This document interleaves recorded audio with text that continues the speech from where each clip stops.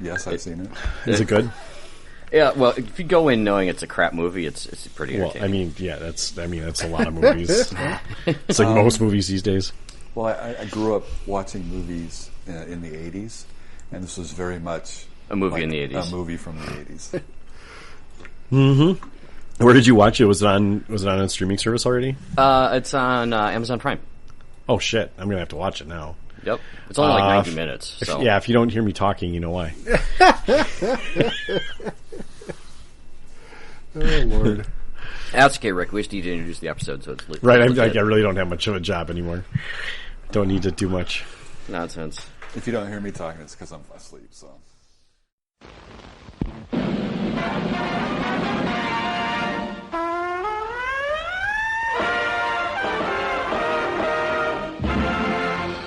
SNAFU. Situation normal. All fouled up.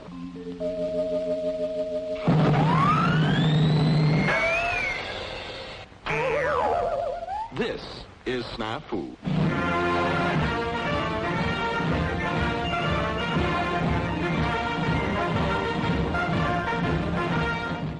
All right. Welcome to another episode of SNAFU. I'm Rick. Again, yes. You're still Rick. I'm still Rick. It's episode 85. Everyone say hi. Say hi, Jeff. Hi, Jeff. Say hi, Pat. Hey, everybody. Say hello, Dale. Hey, gentlemen and ladies. All right. Welcome to another episode. It feels like the summer is getting away from us because it is. Because it is. Dark at like 8:30. Which I love. It's getting closer to normal bedtime for my children. Anyway, welcome to another episode. We are going to talk Tough Guts because that came out. I just saw an announcement for Blue Case now too. Plural. I think it's just Tough Gut. Well, there was more than one person there, Pat. Okay, but maybe. I'm joking. Yeah, it's called Tough Gut. All right. And yeah, you're right. Case Blue is just announced. Yeah, it's around the corner. Yeah. But we're not going to talk about that. We're just talking about Tough Gut. Some rule stuff that came up, which is always fun, and some other stuff. Let's start where we always start, which is hobby. I'm first in the agenda. Woohoo! Because Pat knew I did nothing this month. It was summer, too much going on. Didn't do shit. Literally didn't. I maybe did some anything. Even during last episode, I did some hobbying, but it wasn't necessarily bolt action hobbying. That's fine. Hobby's hobby. We're not exclusive to bolt action here. I built a legion of Necrons. How many is the legion now? The list that I built had 60 warriors in it. Jesus, that's a lot. Yeah, and they're gross apparently. Damn. Anyway, I've got 45 of them put together. I have all of them in the house. I just have to sit and they're kind of a pain in the ass. Anyway, that's mine. It's nothing super special. Jeff, how about you? You were like fishing in Canada or something. I was, yeah. I spent a whole lot of time fishing in Canada between the episodes here. Nothing wrong with that. No. It looked great. Yeah, it was a great trip. Had a lot of fun. Full-size miniatures. Yeah. 1-to-1 scale. You're going to put any of them on your wall? No, that's expensive. Put most of them in your belly? Anything you saw in a picture went back in the water, so. Okay. Sure. We did eat quite a few walleye, though. More than I frankly care to eat in a week, but it's, By the end you're done. That's kind of how the food budget goes. They're like, we're going to have walleye for lunch every day. And it's like, okay. Turns into an episode of Forrest Gump of how different ways you can cook it. No, that's the problem. See, it was a small group this time, so it was always pan-fried. And breaded and pan-fried? Or just bread and pan-fried, yeah. Either shore lunch or panko or something. And throw it in a fry pan, fried up. And it's really good, don't get me wrong. It's just... you can only eat so much of the same thing for a week. Sure. Well, a fresh-caught walleye is one of the few actual fish that I do actually enjoy. Super good, right? Super good. Don't get me wrong. I don't know if I've ever had it. I'm gonna have to take your word on it. I'm not a fish guy personally, but I'm not a huge fish eater myself. But it didn't taste so fishy. Well, that's just it. But you get a walleye out of the lake and into the frying pan in under an hour, and it's really fantastic. Good. Yeah. Okay. Absolutely fantastic. It's probably something about being fresh versus very much so. Yeah. Shit in a restaurant somewhere. Like legit, you guys don't like fish? No. Not a huge fan. None of you. I can eat a little bit of fish here and there, but I'm not like I don't go out and seek it like my wife does. Mm-hmm. I'll smoke salmon on the smoker once in a while, and that's that's delicious. But I can only can have a little bit before it starts to taste too fishy to me. Land of 10,000 lakes do not like fish. Right. Well, at least we all know how to swim. So I find it extraordinary that the three of you together are all the same in that regard. So yeah, I mean, and yeah, I've got the kids into fishing, but we just throw everything back. So yeah. There aren't a ton of places close into the cities here where I would keep anything and eat it. So. That's true too. Yeah. No.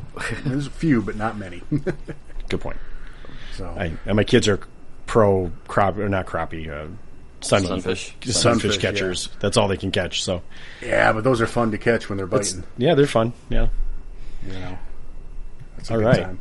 So have you got any hobby done, Jeff? Yeah, actually, I was working. Still on found time. Yeah, I was working on something before I left, and one of the tables for SNAFU, I wanted to do something extra to it. So I was I was playing around with a foam board and trying to make something look cool. I don't know if it's actually going to look cool or not, but I like it. So. Okay. So screw anyone else that doesn't like it, because I like it. I guess that counts. I forgot. I was working on the SNAFU logo for this next one. There you go. That's hobby. That's hobbying. That's hobbying in the bolt action. It's not done yet. Yeah, if it's finalized, I can use that too. So. Okay, all right. I'll once it's finalized. I'm on vacation this week. I'm going to take my laptop with me. Maybe I'll get some time to take a good crack at the final version. Oh, it's one of those vacations. All right. Well, yeah, I'm going to actually work on my vacation. I'm one of those lamos. I am too. I have to sign on every goddamn fucking day. So. That's about right. I don't have to do it every day this trip. I just have to do it one day. Oof. I mean, it's fine. It's a good problem to have. So. Job security, baby. Yeah. I mean, I do that, but my boss makes me so. Yeah. That's how that works. He sounds like your boss is an ass. Yeah, we're not talking about your wife. Just so everyone aware. He's talking about himself. Talking very much about myself. Yeah, no. All right. But yeah, that's about all I really got done. I have a lot of stuff in the pipe, but I just haven't got to it yet. So the cooler months are coming. Exactly. Cool. Pat, how about you? Have you got anything done? Oh yeah, absolutely. I've actually seen some pictures. Yeah, right. You actually have photo evidence. No newspaper in the picture, though, so we can't confirm that it happened. No proof of life. Yeah. No, there wasn't. Although if you looked into the properties of the file, the meta file, it was, I don't know. That if sounds you're like really work. into such things, right? I have maybe done that before. Not on your files, but okay. Well, I'll tangent after this. I'll tell you a funny story. Okay. So I also want to hit a quick update to Operation SNAFU and Recon Rumble. Yes, sir.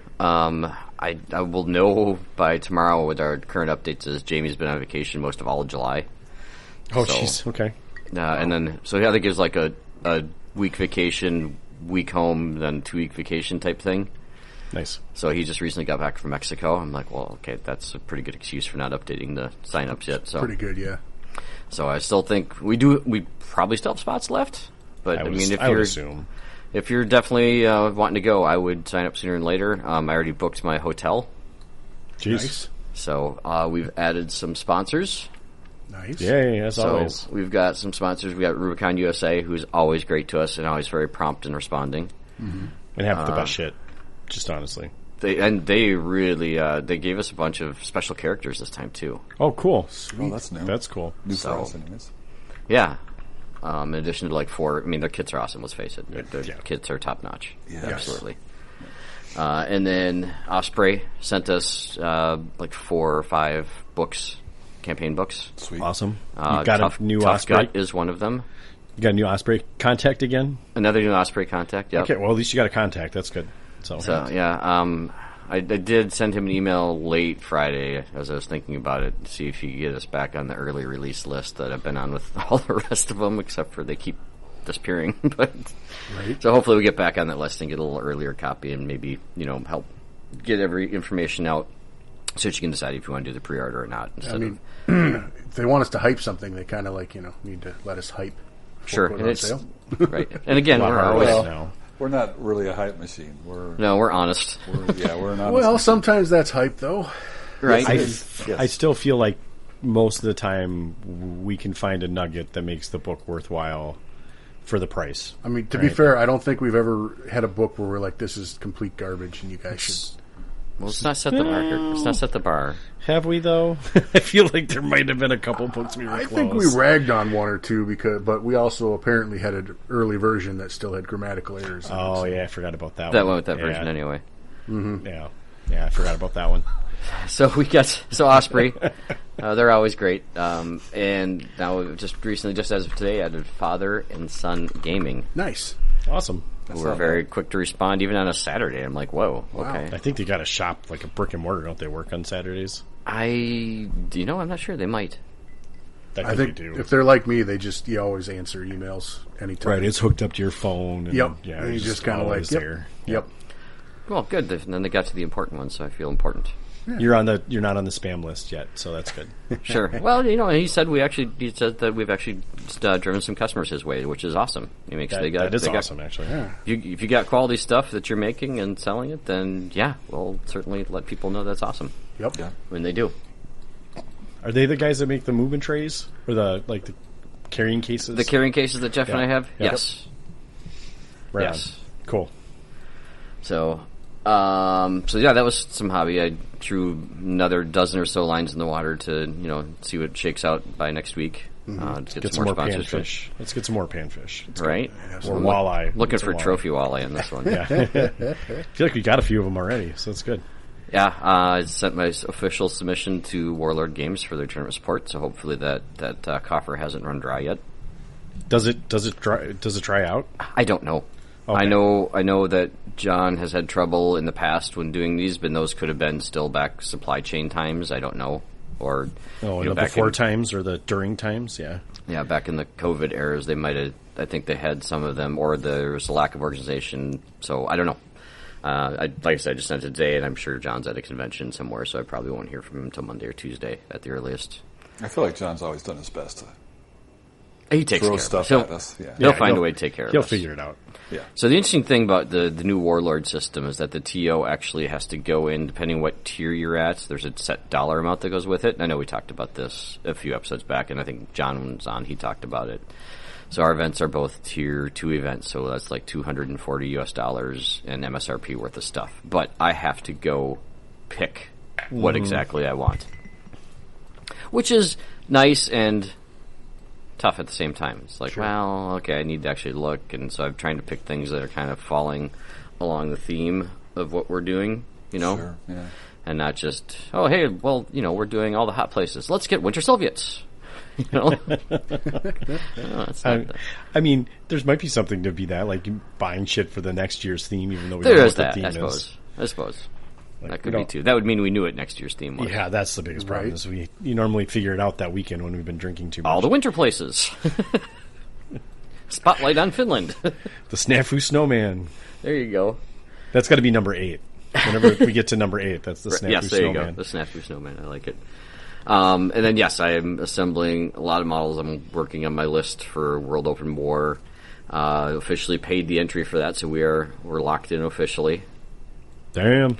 Nice. So, I mean, we are always in, but I was talking to Russ, and I'm like, well, Americans, when they hand money, they feel more committed. Mm-hmm. Rather than, you said yes, I said yes, we both know we're going, but you open up with something and I give you money, and then my spot's held, and now I really feel like we're going. Right. Yeah. I mean, especially when it's that far to travel. Yep.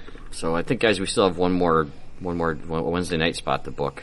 Otherwise, I think we're got places to sleep the rest of the time. Yes. So Nice. I've been putting together a lot of models. I have all the models that I need in. I have probably about 50% of the army, 80% complete, if that makes sense. 60% of the time it works every time? Right, yeah. So meaning that I still have to go back and do some touch-up on some of the vehicles, get some decals on some stuff. Some guys, need their bases finished out, and then I've got the rest of the army that still has to be put together and painted and stuff. But it's going pretty quick. So, Okay. Okay. and somewhere in there, I've also did a little work on one of the boards for SNAFU that I'm working on. Got some dense terrain all set up, looking good. I think it's going to work out. It's odd. Well, no, it's not odd at all. It makes perfect sense that the dense terrain I'm doing is kind of base-wise is matching the bases that I'm doing for this army. So, Sneaky. well, Yeah. gotta test them on something. Absolutely. All right, here's your quick tangent. Yes. Like a month ago, working on my computer, look at my calendar.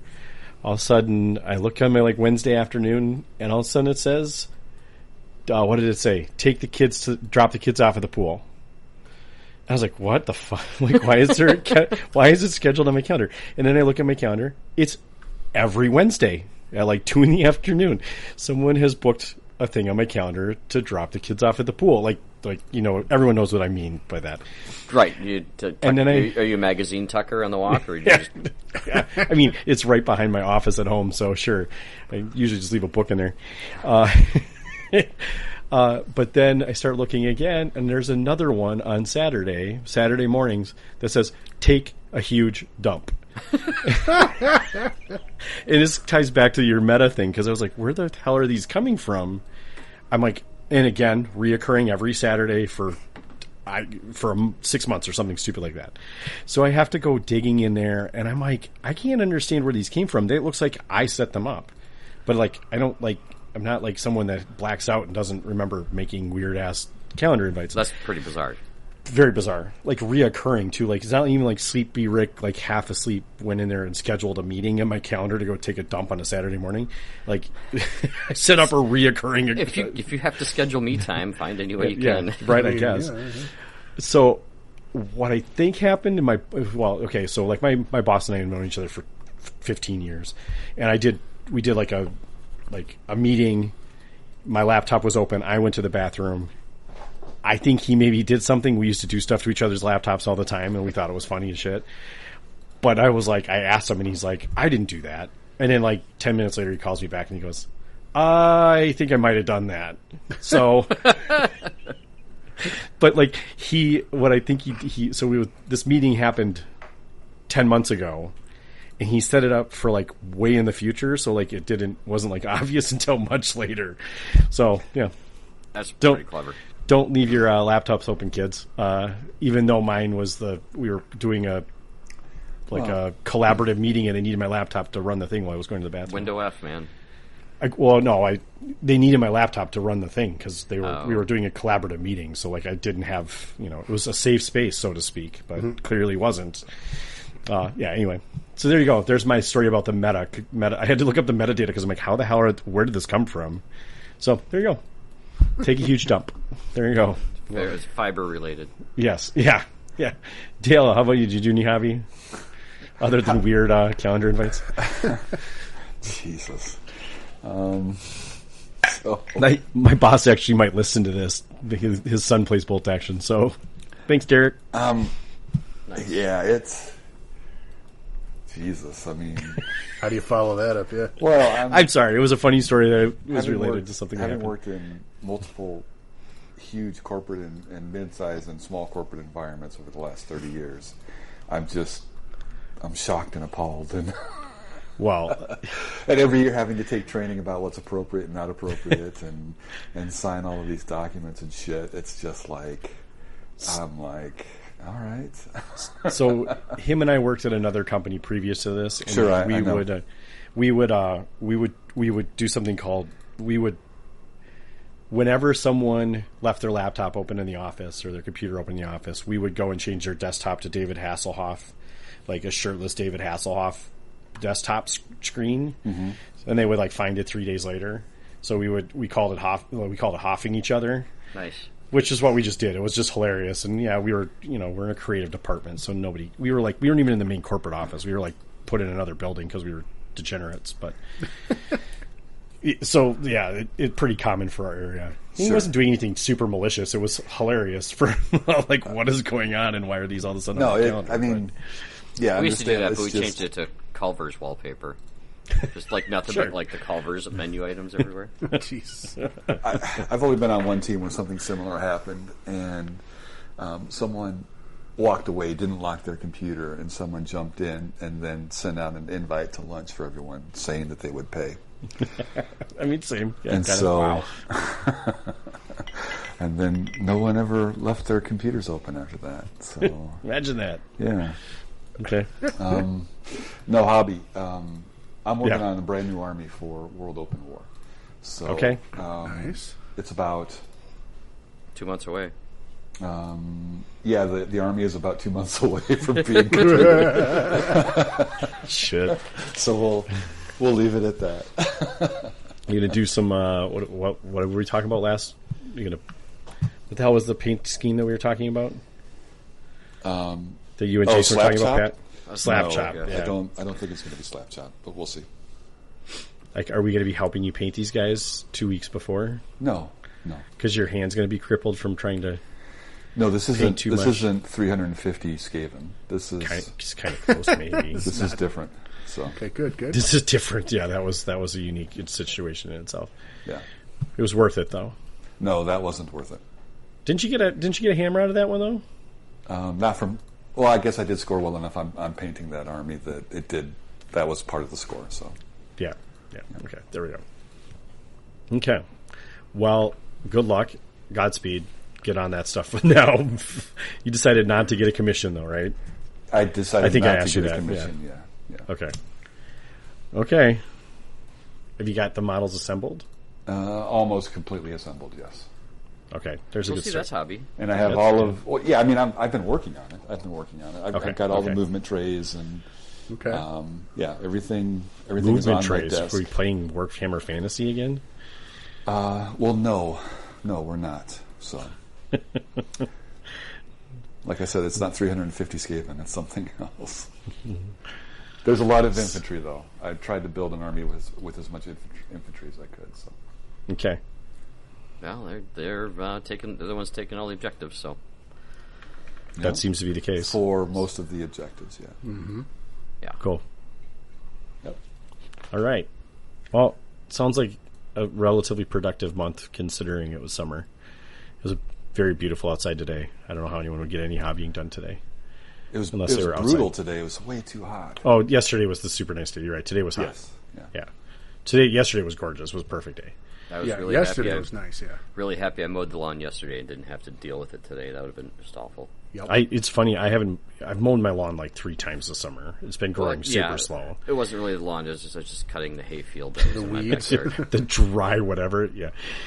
But I mowed the lawn right before all of that rain we just got, and like my lawn looks like it needs to be mowed again. It probably does. It probably does, actually. There was a lot of water. Anyway. It's been a dry summer here in Minnesota up until recently. Yep. Yep. Well, we sound like a bunch of Minnesotans all of a Yep. sudden. Yep. Yep. Mhm. Yep. Don't you know? For sure. Well, if you didn't know where we're from, you do now. You do now, yeah. If you can't figure it out, watch the movie Fargo. They take it a little over the top. A little? It's like it's ridiculous levels for sure. Like nobody talks like that, and then you drive out to one of those, near Fargo, and you're like, oh shit, yeah, we Yes, kind of talk yes, like that. people do Okay, talk like yeah, that. yeah, like okay, those people exist for sure. Okay, all right, let's talk some rules, because rules always come up. They do. They don't, They in do. 7 years, you wouldn't think. You're saving the best for last on the agenda here. Let's it's- start with the self-linking. We forget that new people come into the hobby, and we tend to get the same questions answered. We've been around long enough that we've answered these questions 3 or 4 times, so we'll do it again. And I like these and it's questions. totally fine. Yeah, that's always good to be reminded. And like Warlord, maybe we'll answer them different this time. That's a fair point. Yeah. It's like asking your mom after you asked your dad. Right? Yeah, kind of get some different answers. Yep. But chances are you learn something by asking your dad, so you ask it a little bit differently to your mom, and you get a different answer. So. You're not wrong. That you're absolutely right. Let's start with outflanking. I actually didn't see the outflanking question. Where did this come from? I think it was from our Discord. Yeah, it was in our Discord. I mean, most of them have to be at this point because I don't really look at Facebook at all. Right. Yeah. The only thing I have unless someone Facebook points for to is us. to chat with the World Open War guys, and I just have straight messenger on my phone, so I don't even see Facebook. Yeah. 90% of the time. If the episode goes out early enough, the author of the next scenario book for Bolt Action coming out is going to do he's trying to do a little Q&A about Case Blue. So Cool. on Facebook, it's just as a heads up for anyone. I'll have to figure out how to know about that. But yeah, so outflanking. The question came up is if you put someone in outflank, can you instead just bring them in on your baseline? Oh, on the Yeah. on your table edge. Which, ironically enough, reserves, it doesn't actually say that you bring them into your table edge. You actually have to find it in the scenario that says that happens. But Yeah, I knew I'd read it. I thought it was actually in the reserves rule. I swear I thought I'd read it too, and I couldn't find it when that it's was in asked. I do it's remember in the this now. scenarios. Okay, It's in the scenarios where it says the reserves come in from your long table edge. because that makes the most sense of everything. Yep. But outflanking in particular doesn't say that in the scenarios. In fact, in the subset of reserves or subheading, I guess it would be based on the fonting, or maybe I don't know why. It's different font. It makes it thinks it's a subset of reserves, which it probably is. A special kind of reserve. Outflanking units, you can write down whether they're going left-right after you've declared which ones are outflanking. It is an important distinction that just because you have a unit in reserve, if you don't say they're also outflanking, they are only in reserve. Okay. That's a distinction with a difference. Well, yeah, you can't decide your reserve is all of a sudden outflanking 3 turns in the Yeah, game. that's Right. That's no bueno. No. If that's what you thought, no. Now they're in reserves and they're coming in on table edge. Okay, with you so far. And then of course there's the glorious. It was actually in the FAQ, was it? Where that once your first outflank hits the table, you have to reveal where all the rest of your outflankers are. Mm-hmm. Let's move past that because that's still a bitter point for me.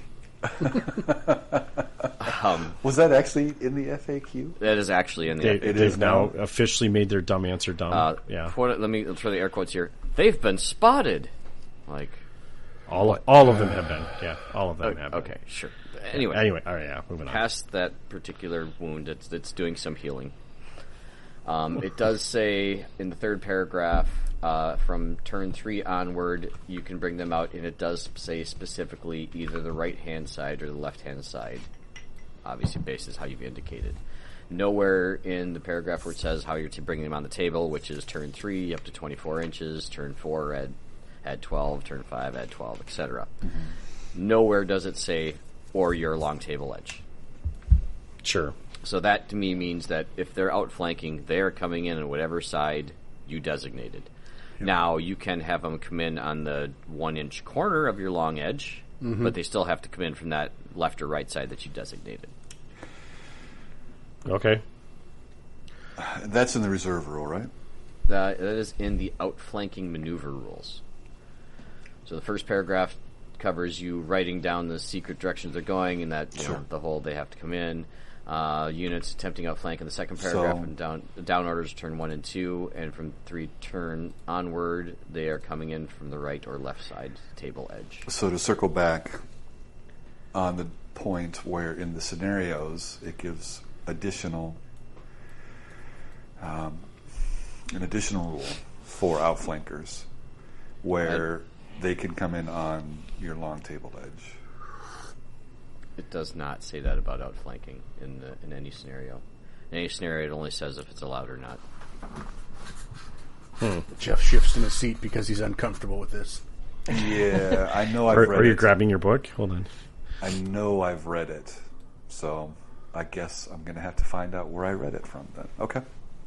That's what I'm seeing here, and in setup during game, first turn.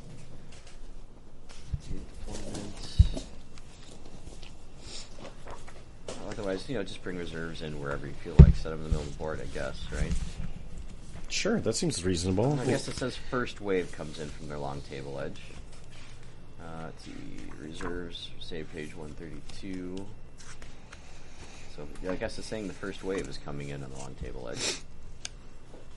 So that's not even your reserves, huh? That's not even your reserves, so anything left being in reserve, they go back to 132. 132 doesn't say anything about them coming on the table. So let's talk about reserves then. So it's a bonus topic here.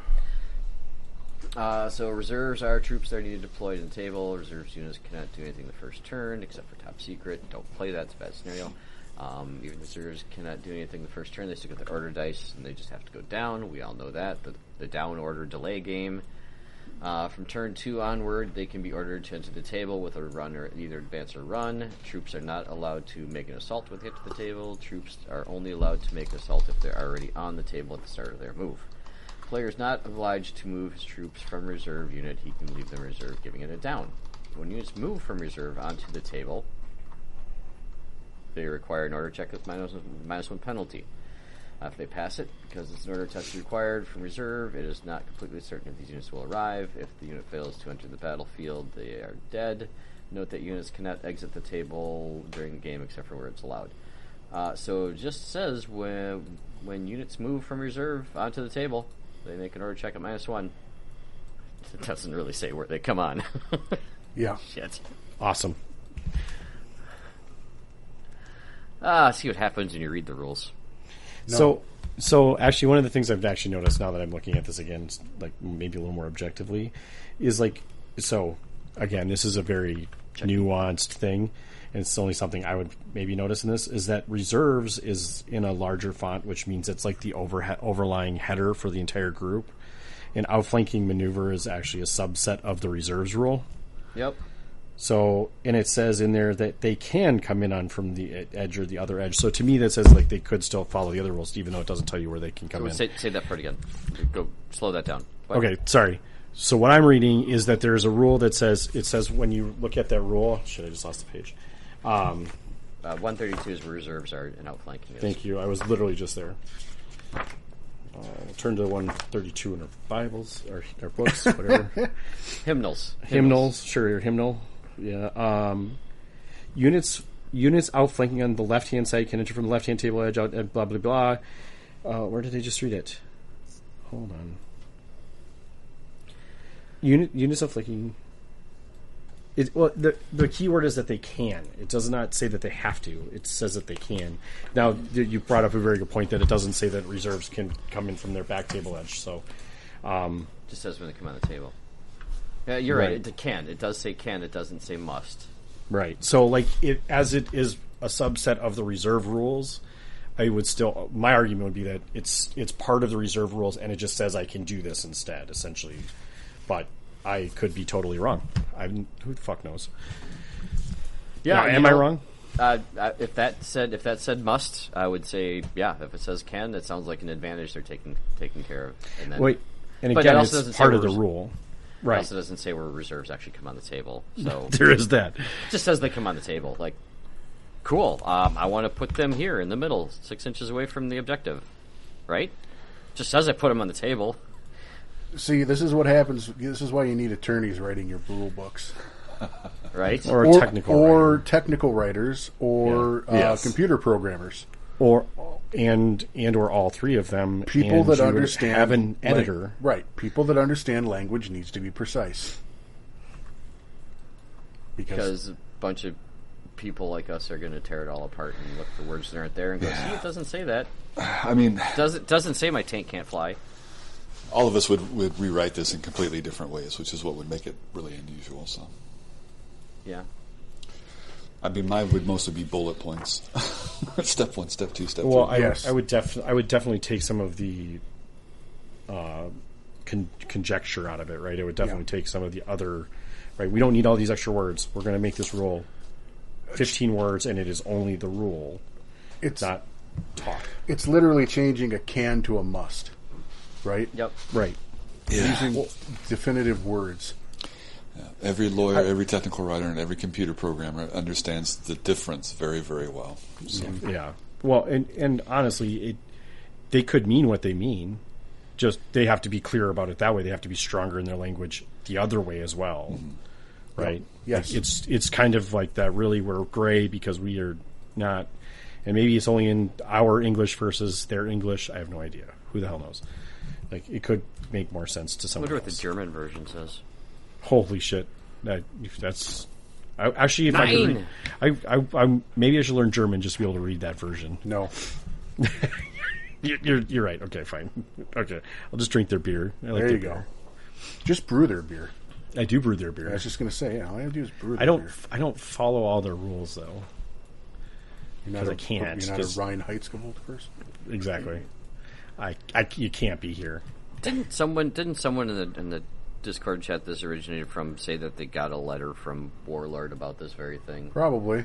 Everyone seems to have gotten their uncle that works at Warlord gave them something. Yes. Yeah, I mean, we get quite a bit of back and forth with Warlord amongst the Discord folks. So. Maybe they should just join our Discord, huh? Warlord? Yeah. Yeah, that'd be great. Marcus, come on over. I mean, yeah, they're welcome, but then it's just another official communication that not everyone sees, and it's. Oh, I mean, maybe it's not official. Maybe they are lurking, and they're going to expect a question in the next 3 days from Pat. We like for our officials to be official, so That's fair. You're not wrong. I don't want them to answer the questions on our page. That's for sure. no. That would be a horrible way of being official, for sure. Okay, cool. Well, that was a fun one. That lasted longer than we expected, for sure. Well, we didn't even really answer. And we didn't answer it because I've played it wrong. Is there an official Warlord stance on this? I'm unconvinced, actually. I'm going to go, once I get hold of my book, which is in my office, and I know I've read it. It's one of the few things that I actually remember reading, so. But some hero reserves have to come in from your long table. Well, we all play it that way, so we know that's how it's supposed to be played. I don't think there's any argument that someone would say that that's not the way it's supposed to be. Correct. Well, yeah, of course. But again, we're not trying to be pedantic, but what do the rules actually say? And so it's like. And from what we're reading here, it says they can come in from the right or left. Until they change that particular verbiage. Yeah.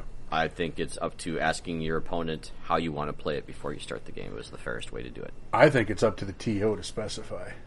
That would be at a tournament level, but if you're just playing with your bros at club, maybe ask that question before you start discussing terrain.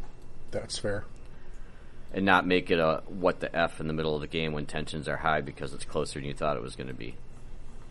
So, something to maybe be aware of and ask ahead of time before it becomes a gotcha moment in a game. Yeah. Right. So holes in rules. We'll stop calling it rules section. We'll just call it holes in rules we found. Sure. Yeah. All right. That was a fun one.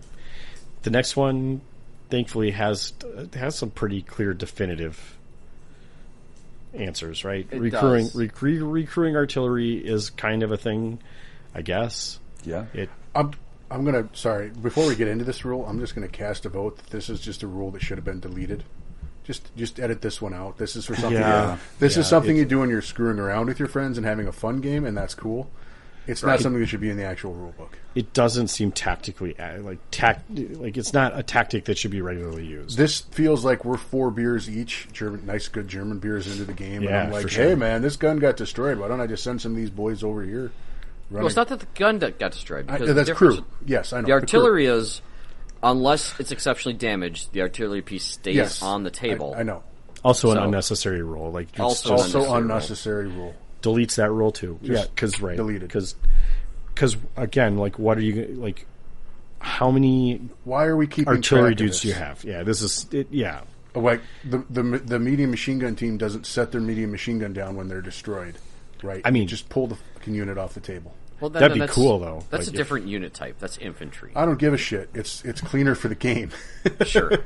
Well, we also don't. Instead of having casualty markers of people laying down and bodies across the board. We don't need that either. We remove those. We don't need that. We don't need that either. Right. We don't need to have the little stretcher guys. Put him on the stretcher. He might make it later. Whatever. Maybe. And again, there's a distinction. I admit there's a distinction between a rule and an option. I.e., do we need all the special characters that are available? Well, no. Nobody needs those, but they're there for fun. But having a choice for those kinds of things isn't the same as having a rule that doesn't make a lot of sense in 99.9% of games. So yes, especially if you're playing a single generic reinforced platoon, where unless you are France or whoever that gets the extra artillery, you're only having one artillery. Romania gets one. Anyway. Yeah. This should be a special rule for special scenarios, not a mainline rule. Just saying. Right. I understand leaving destroyed tanks on the board because those could be cover, but even that to me is kind of like I'd just as soon pull them off. Yeah. I don't want to have to flip over my pretty model. That exactly. Just it went kablooey, just pull it. Right? I like the speed. Like anything that bogs the game down, I'm not a fan of, and that's just bogging the game down. Yes. Yep. It does do that. So, unfortunately, there is a rule for it. There is. Yes, sir. And it seems to be ripe for abuse if you don't read all the rules. Well, if you don't read. If you don't look at the don't FAQ. Yeah. Right. Yeah. So Or if you're playing in a highly competitive tournament that only allows 2 hours per rounds and there's no chance of getting a TO. You can't even look up the fucking rule, yeah. if you could find a TO. If TO exists. Let alone this rule is just not come up very often that you're not going to know this rule off the top of your head unless you listen to our podcast. Then even then you might still have questions. Because we certainly do. We don't make things clearer. That's all right. for sure. Let's see how far in the weeds we can get with this one. Please. Yes, sir. Let's do it. All right. So we're starting in the main rule book, 96 for those of you reading along at home under recurring guns. Excuse me. Any number of crew models can move from one gun to another within 12 inches, either to reinforce an existing crew or to man an abandoned gun. Sounds like fun. Yeah, right? Crewmen are allowed to make a dash. This is not a run or advance order, by the way. This is just simply a maneuver that is now known as dash. We've added a new order. Okay, sure. Of up to 12 inches distance from one gun to another, whether the gun is given to another when their gun is given an order. Okay, regardless of what that order is. So they can fire their gun and dash a dude over to another. Not only that, they can move 12 inches. I guess terrain doesn't even make a spit of difference. Artillery guys are freaking awesome. They're quick. They actually just launch them out of the howitzer over there. There you go. They got a little slingshot sitting back there. Yeah, exactly. Toss le fromage. Jesus. Yeah. Although no specific orders required, the move is treated as a run action. Okay, whew, all right, and can trigger fire from enemy units on ambush. Okay, so at least it's a run. At least they thought about that.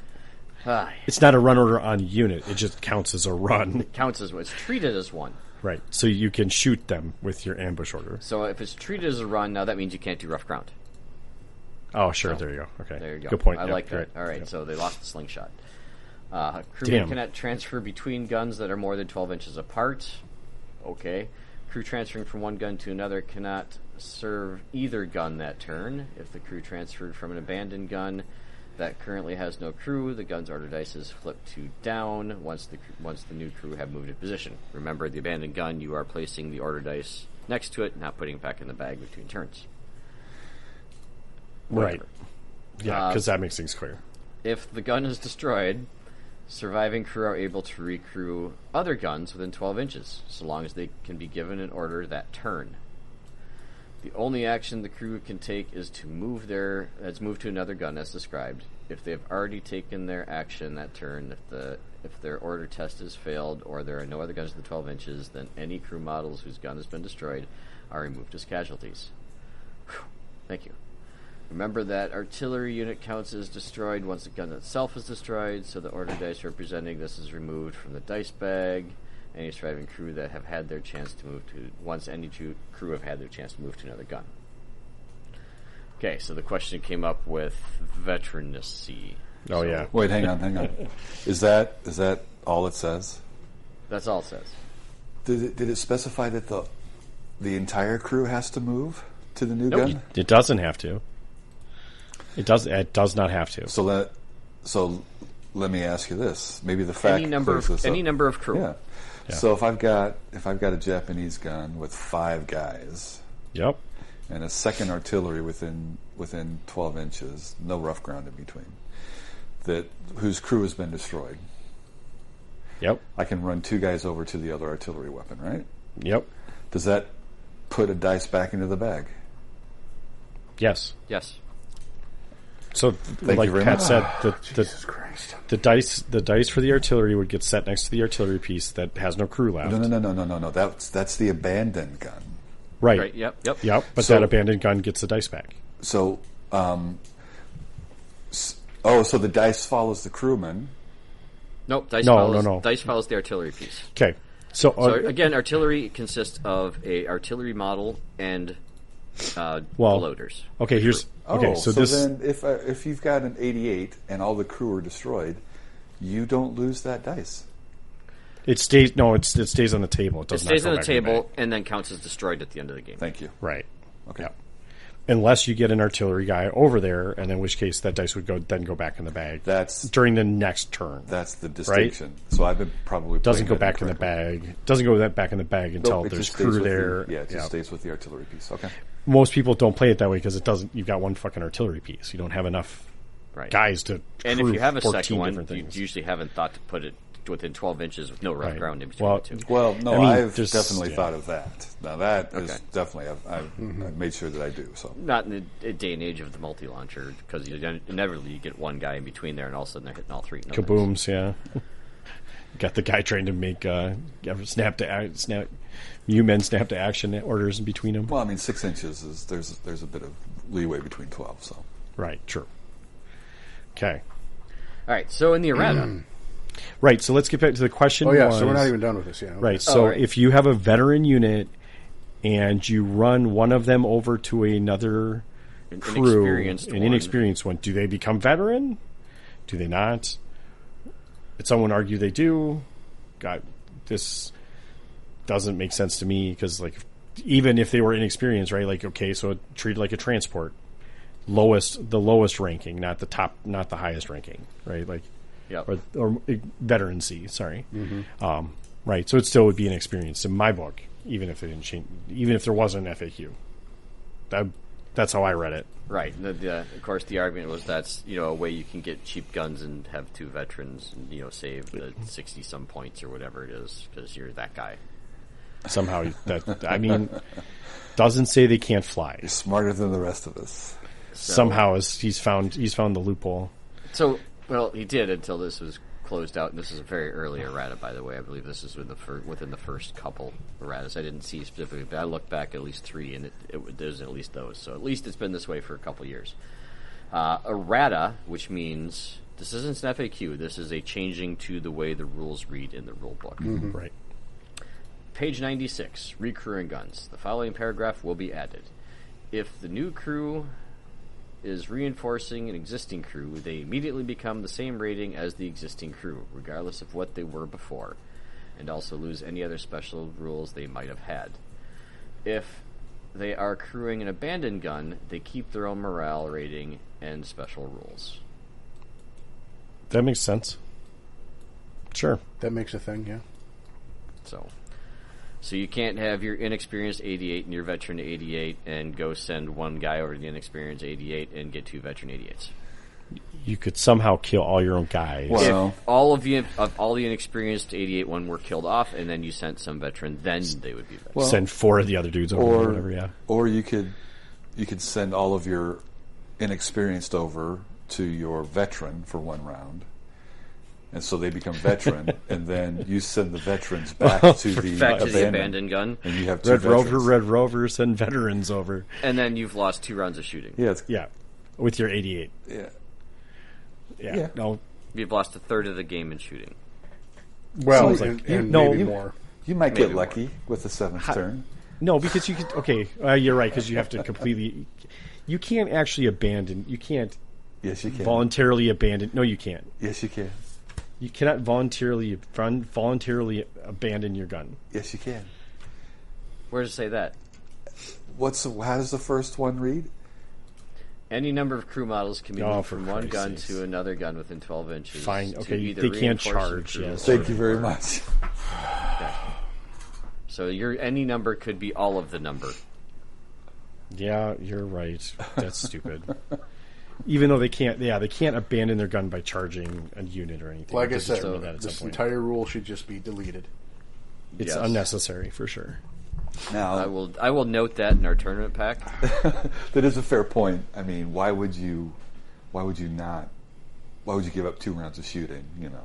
Yeah, of course. So I guess technically it'd only be 1. Because anyone that's moving can't do anything else. Can't. That's right. They can't. So you'd have to add to the gun. Everyone leaves. So you have to leave at least 2 there if you're going to fire the gun. If everyone leaves, you can't fire that round. Whenever it comes back, you can't fire that round. So you would lose 2 rounds. Well, no, you'd only lose 1 because the second round you don't send them all back. You only send half of them back. Well, when they go back, the dice just goes back in the bag. They don't get to act this turn. Right. So the one of the guns will not shoot twice. Yep. Correct. The other one will shoot twice. We'll keep shooting normally. Yeah. So you'll lose 2 rounds of shooting with one of your guns. 2 rounds This of is- inexperienced shooting to gain. If I am ever at a tournament and I see someone do this to a positive effect, good for you. This doesn't seem like a good thing. No, I agree. Does not seem like a way to win the game. So Well, You- you now- have to now have you- 288s as well, which is like. Well, hold on now. You say that, but now you watch somebody do that, and they get that order dice back, so they didn't lose that order dice, and they win the game by one point. yeah. Suddenly, it's like they just Well, use it to then- win the game. I mean, I could see Caven going, okay, I'm going to figure out how to do this. Or Ian, maybe. So. Yeah. yeah, I've played enough close games. I think it could happen. you're not wrong. Like I see what you're saying. Like it is Well, possible. I suppose if the game is such that the inexperienced 88 wasn't going to have a good shot anyways, Yep. based off of terrain or everything else happening, it might be worth, well, I'm not firing this turn, so I'm not really sacrificing that round of shooting. I guess, situationally, maybe. I guess. Okay. Weird.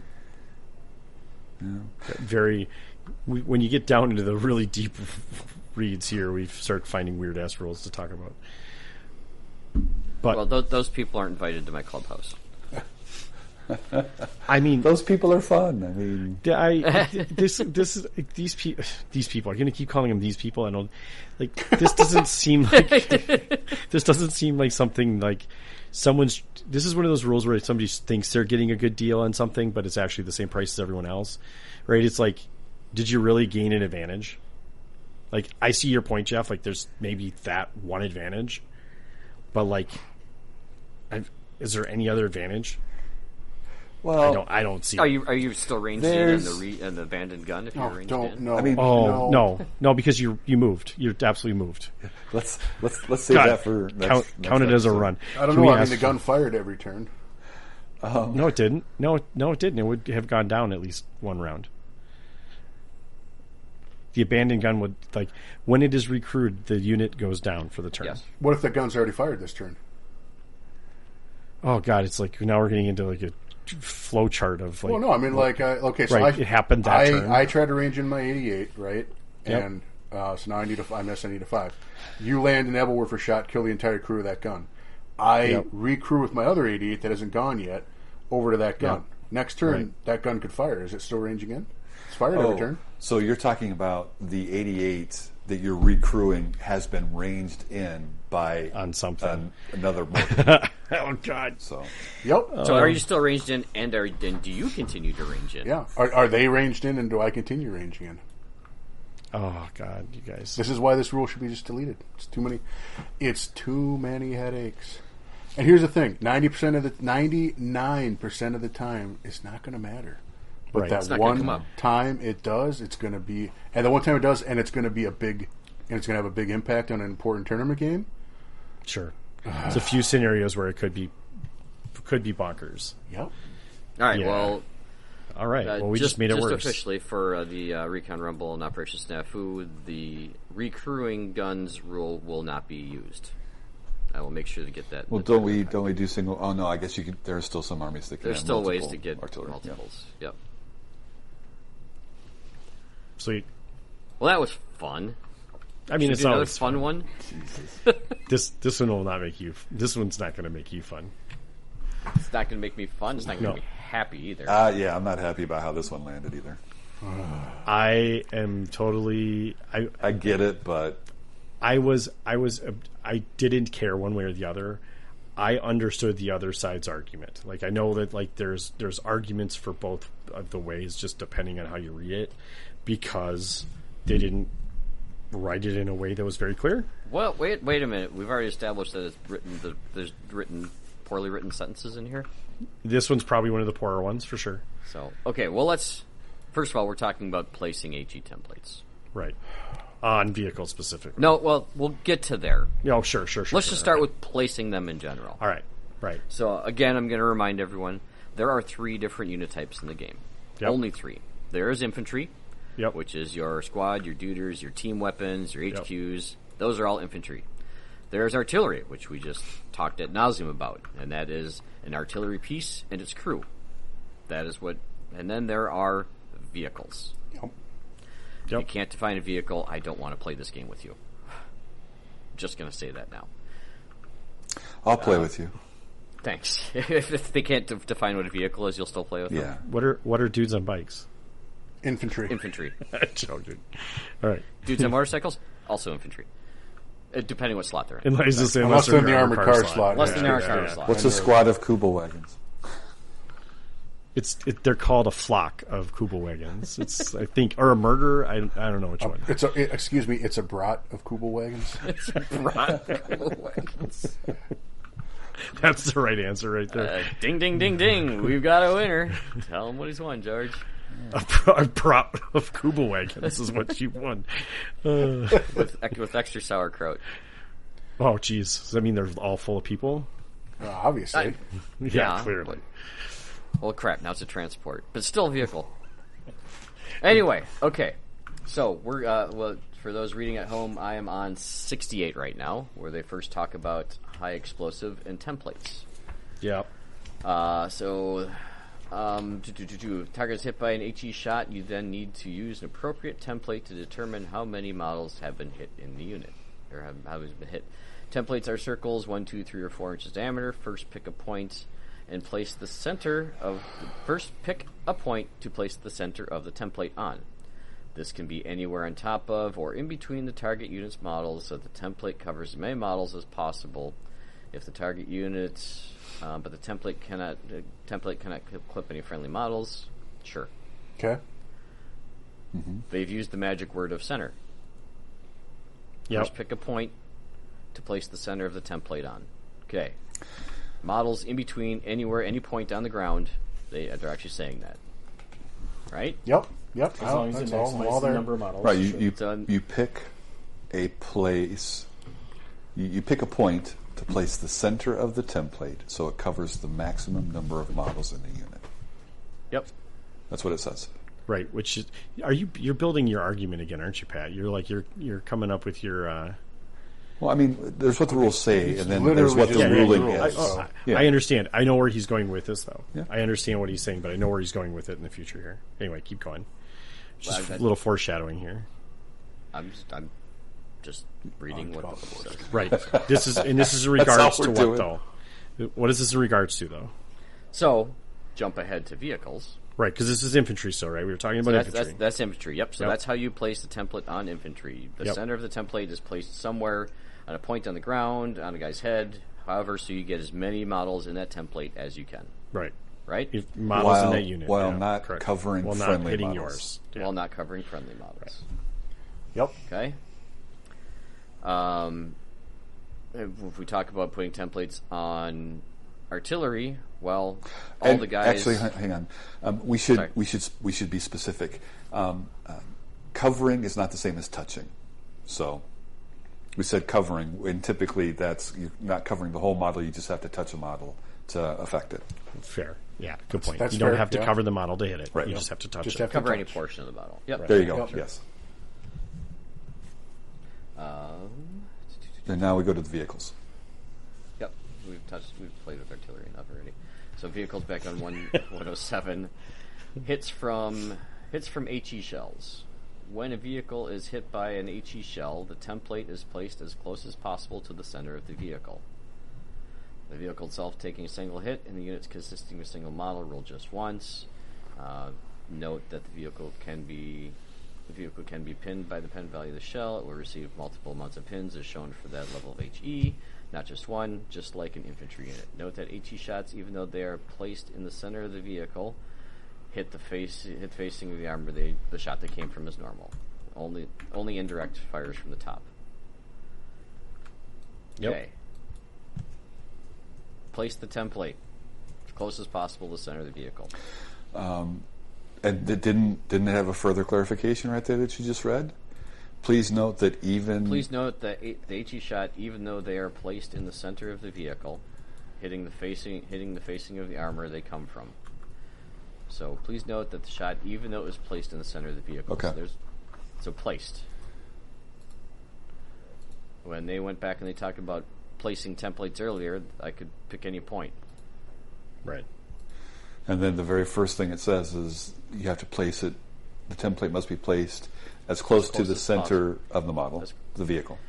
Place the template as close as possible to the center of the vehicle. Mm-hmm. If they really meant to place the center of the template as close as possible to the center of the vehicle, that's what I would like to hear. That's what I'd like to read in the sentence, but that's what's not here. Right. Yep. So, Well, I mean, I'm hedging a little bit now. I know how to You're edging? Hedging. I mean, I am at the moment. So hemorrhaging? No. Yes. yeah, I'm tired, and now I've got a headache because of these rules.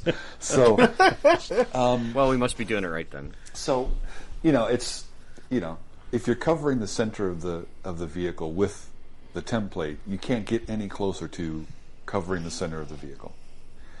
That's not the same as centering the template on top of the vehicle. You're not wrong. But if you read that in context with where it's talking about the vehicle facing from the shot, and it says that the template, even though it is centered on the vehicle, No. It says even though they are placed in the center of the vehicle. thank you, even though the template is placed on the center of the vehicle, well, okay, I guess that, well, does it say placed on the center or centered? It says, note that the HE shot, even though they are placed in the center of the vehicle, hit the face and the arm of the camera. That's so close to centering the template, so. Well, I mean, that's where we end up, Yeah. right? But Just that's where we end up with the clarification I got from Warlord. Yeah, and He did finally actually say and highlight and yeah, well, can you put that in your FAQ? Because yeah. Right. It's all comes down to, again, just a very soft way of saying something that should have been so easy to say. Center the template on your vehicle. Place the center of the template on the center of the vehicle. Yep. If that's Yep. what you wanted to do. Or place the template so that this template is covering any part of the center of the vehicle. Whichever That way you would be want. that would be the alternative way. Whichever right? way Which you want is, it. yeah, which is how I've been playing it. Yep. Just which I think is a better way to play, because then you're allowing you to maximize like you did when you're covering info. I don't know if that's better. And I honestly It don't know depends that's if you're better. shooting or being shot at, honestly. Yes. If you're Oh, shooting, yes. it's much better. If you're 100%. being shot at, it sucks. Yeah. I mean, that from a Good for the game- goose type of thing. Well, just from a realistic standpoint, right? It's like, okay, if a unit is, if an artillery piece is like, shoot that tank over there, they're not going to be like, well, okay, if we move it a little, 3 meters If we to go the just right, a little left, we might be able to catch those guys sitting next yeah, to the I mean, tank. it's just that they're going to blow the shit out of the tank. That's what they're going to go for, right? That's the whole point. Whatever. I get it. It's not very clear. They just needed to write it better. yeah. and or I just, and it just go or ahead. just on vehicles, it just hits the vehicle and call it a day. Yeah, that would be that'd be fine don't too, need a right? template It's not at a all. template. That would be a lot simpler. Yeah. And I think this is some of this is a holdover from version 1 when there weren't templates. Yep. Probably right. I could maybe in between episodes, I'll actually grab my version 1 book and see if the sentence is the same, because then it wouldn't matter. Because then that's what. Well, it would mean. how would it Only be hit the vehicle. same? How would it be the same if there's no templates then? I guess it wouldn't. Right. Yeah. It would Unless just they it would just hit the thing and be done. It would just hit the thing I mean, and do the number of dice right. things. I'm chalking this up to one of the same issues it has when you release a new edition of the game, but you don't you don't actually update things for the new mechanics. It's just frustrating to me. Yeah. You left all the army. Whatever. Sorry, that's a whole other tangent. I'll just leave it alone. That's a deeper tangent. That's a deeper cut. We don't need that right now. But Again, I'll go back to saying, I can understand how other people played it differently, and right? All it takes is one person, or when you first start out, you play this rule a certain way, and you're like, yeah, it makes sense. That's what the rule says. Yep.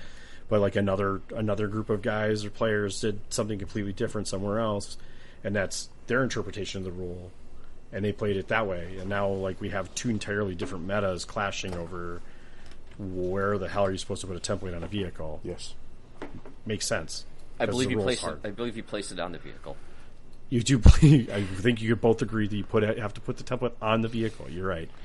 What we definitely agree on is that it must cover the center of the vehicle. yeah. However you place Yes. it, however you place it, the center must be covered. does not say yes. Yeah. Yes. No. Nope. Yeah, don't leave the center uncovered no matter what you do. Yes. 5 is right out in this Yeah, counting. that's right. 5 is right out. Oh man. Okay. Well, there you go. That generated a ton of discussion in our group. I think there was obviously some high level tournament stuff being discussed about it, right? Because that was where this first came up, right? Is how are we playing templates? Yeah. And I think World of War. and I think it's a legit question because I've absolutely played it. I mean, I've seen it played both ways. Yeah, I have too. And like you said, Rick, when you first start out and someone is teaching the rules and this is how you do it, and you read the rule later, you're like, oh, well, yeah, that makes sense. That's how you do Right. it. And Right. it never occurs to you to read it from the other side. Yep. Right. Like, oh, crap, you're right. Isn't it all what it says? It says this. It makes sense that they could interpret it differently for sure. Yep. Mm-hmm. Like when I first read it, it never occurred to me that you had to place the center of it on the center. Because Right. I can get Because that other isn't things what if it I do it says. this way. It isn't what it says. Because it's not what it says. Right. And my first reading and the first time I learned the game, was logical sense. Someone showed me how to play it that way. I read the rules. My brain interpreted it that way, and that's just how you go forward. Yeah, a little farther down, it talks about if the template also happens to cover something near the vehicle, that's also hit. Right, yep. And so you're thinking about... And that's where you're like, oh, I'm supposed to be able to get other things like this. Exactly. Much like we did with the infantry units. Yep. Right. So... Okay. Well, I look forward to our next discussion about rules. I mean, I do. And whatever. Oh man. And see, and the problem here is some people are going to listen to this and be like, "Oh my God, these guys are competitive players. They're nitpicking these rules to death." But at the same time, I don't think the problem is none of these rules are clear. I don't think any of these rules is clear. Are clear. They are not. I mean, you're right. Not from the perspective where, we're systems. I'm a systems programmer. You're a lawyer. We've got some technical writers over here. Engineers, those kinds of things. And half of my days are spent looking at logic and all of the parts of the equation that you didn't consider. Oh, guess what? There's 3 of these conditions that are still true. Yeah. They don't come in as false. And so that's just it's just how we think. So exactly, like 80% of my profession is to know there's a huge difference between may and must. You're right. Actually, that's probably a huge part of your job.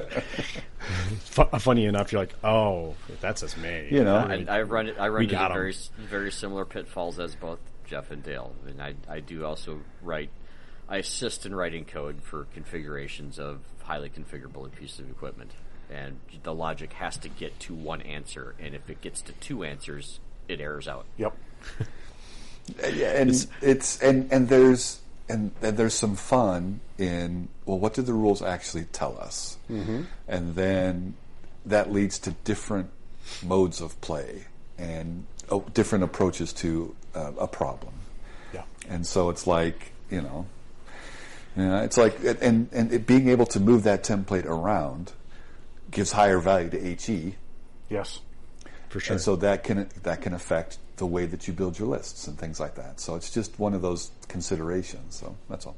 Yep, 100%. I'm Jigsaw over here laughing at you guys being all like losing your hair over this shit.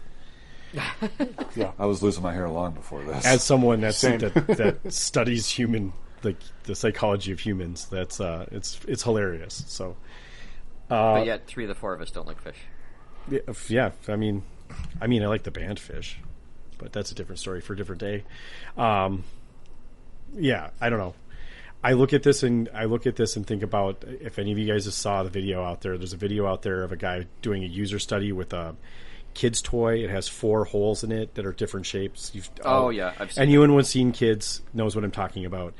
But like they're like, okay, he's going to put the star in the star thing, and he goes, yeah, you put it in the star thing, and he's like, okay, he's going to put the circle thing in the circle thing, and he puts the circle thing in the star thing, and then the square thing, he's like, okay, he's going to put it in the square thing. He goes, no, he puts it in the star thing.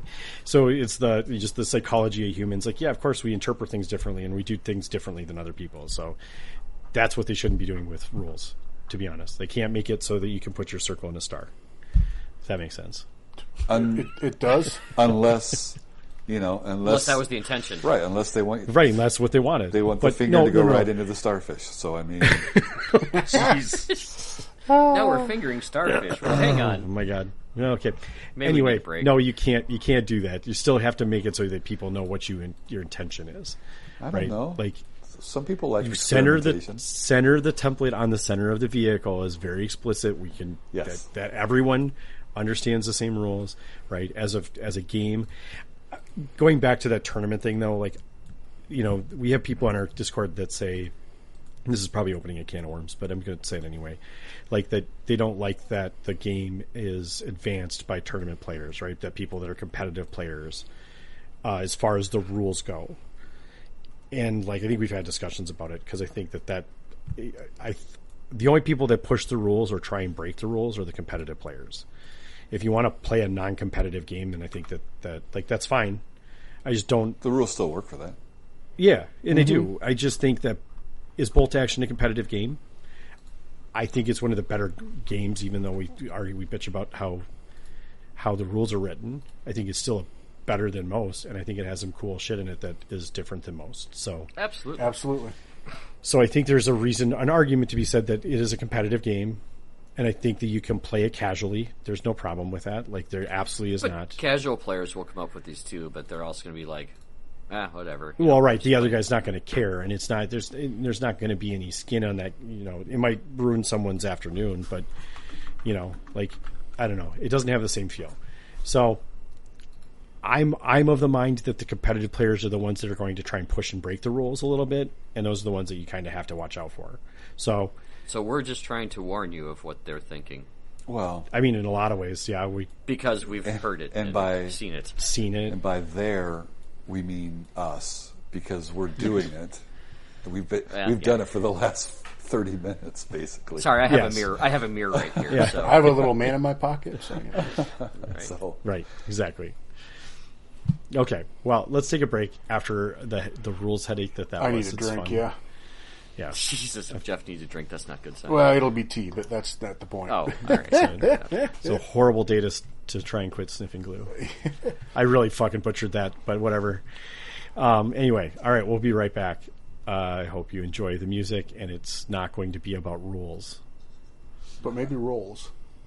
Rolls, maybe. Something. All right, we'll be right back in 3.5 minutes. Yeah.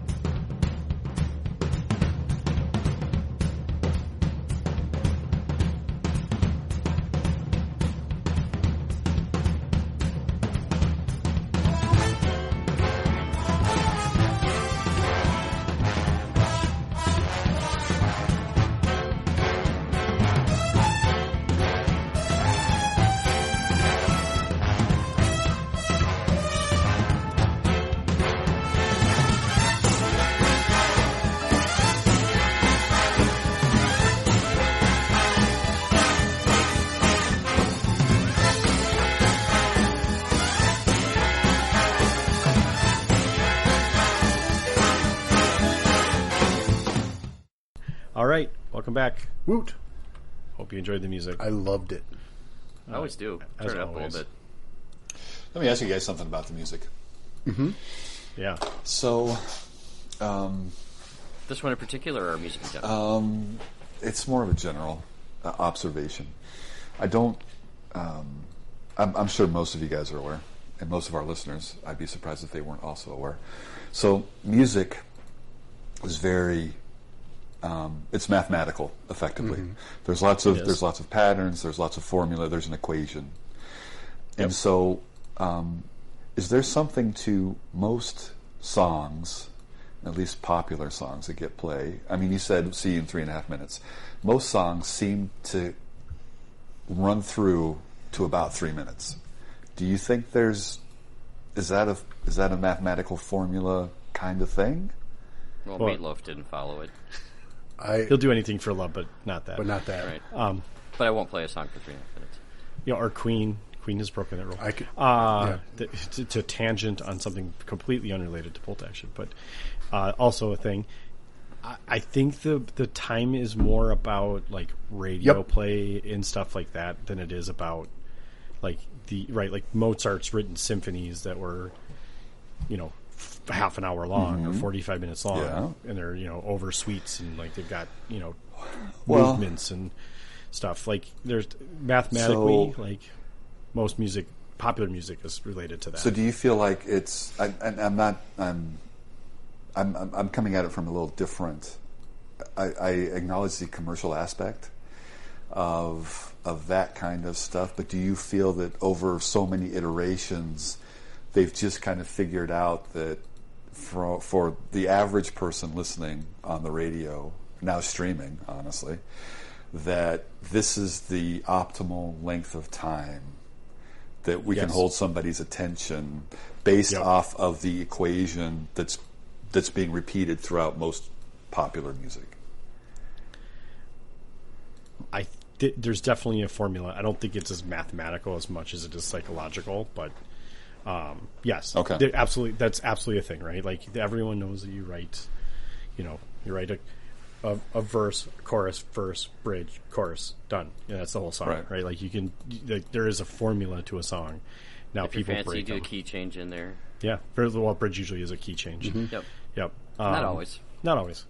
Sometimes. But sometimes, But most of the time, it's been figured out. They know that they can capture your attention for this long. You'll change your station if it's more than this amount of time typically, right? Then you lose your advertising revenue, blah blah blah, and then you start playing 3-minute songs again. Now there's music that's a minute, like right. There's punk songs that are a minute and a half long, right? They're completely different. But most of those songs feel unfinished. Unrewarding or unfulfilling, sure, maybe. I don't know. Some of them are pretty It good. depends how hard they hit. The other thing I would propose this for the other side of it is a band song that I hear on the radio that's about 3-ish minutes, a little over 3 minutes, right? If I go see that same band in concert, that song might be 4 or 5 minutes, 6 minutes long. You'll stretch it out for sure. Well, yeah, 100%. And then that kind of, well, maybe that's something for a different discussion, but thinking about what's the optimal length of a podcast episode or those kinds of things. And it's kind of, because we are changing more kind of into long form discussions and things like that. I just find it, I'm wondering what the evolution of that is. So in any event, welcome back. I honestly think that podcasts are a little different, but they definitely are. They can be either or, right? Mm-hmm. Like there's definitely no one saying that you can't. There's no formula behind our particular podcast. Other than it's a conversation. It turns into long form because that's just who we are, and we talk a lot. So, and then we talk about weird ass things like how long does music last, or, which I actually am very fascinated by as well. Well, and I become hyper aware of it. We're looking for. We're trying to hire people, and programmers in particular. And we've always found that musicians make really good programmers, and so I'm always kind of on the lookout for. They're math nuts for sure. Mm-hmm. Yeah, there's definitely a lot of math in music for sure. Mm-hmm. But that's at a theoretical level, not on what becomes popular and how it becomes popular. Right.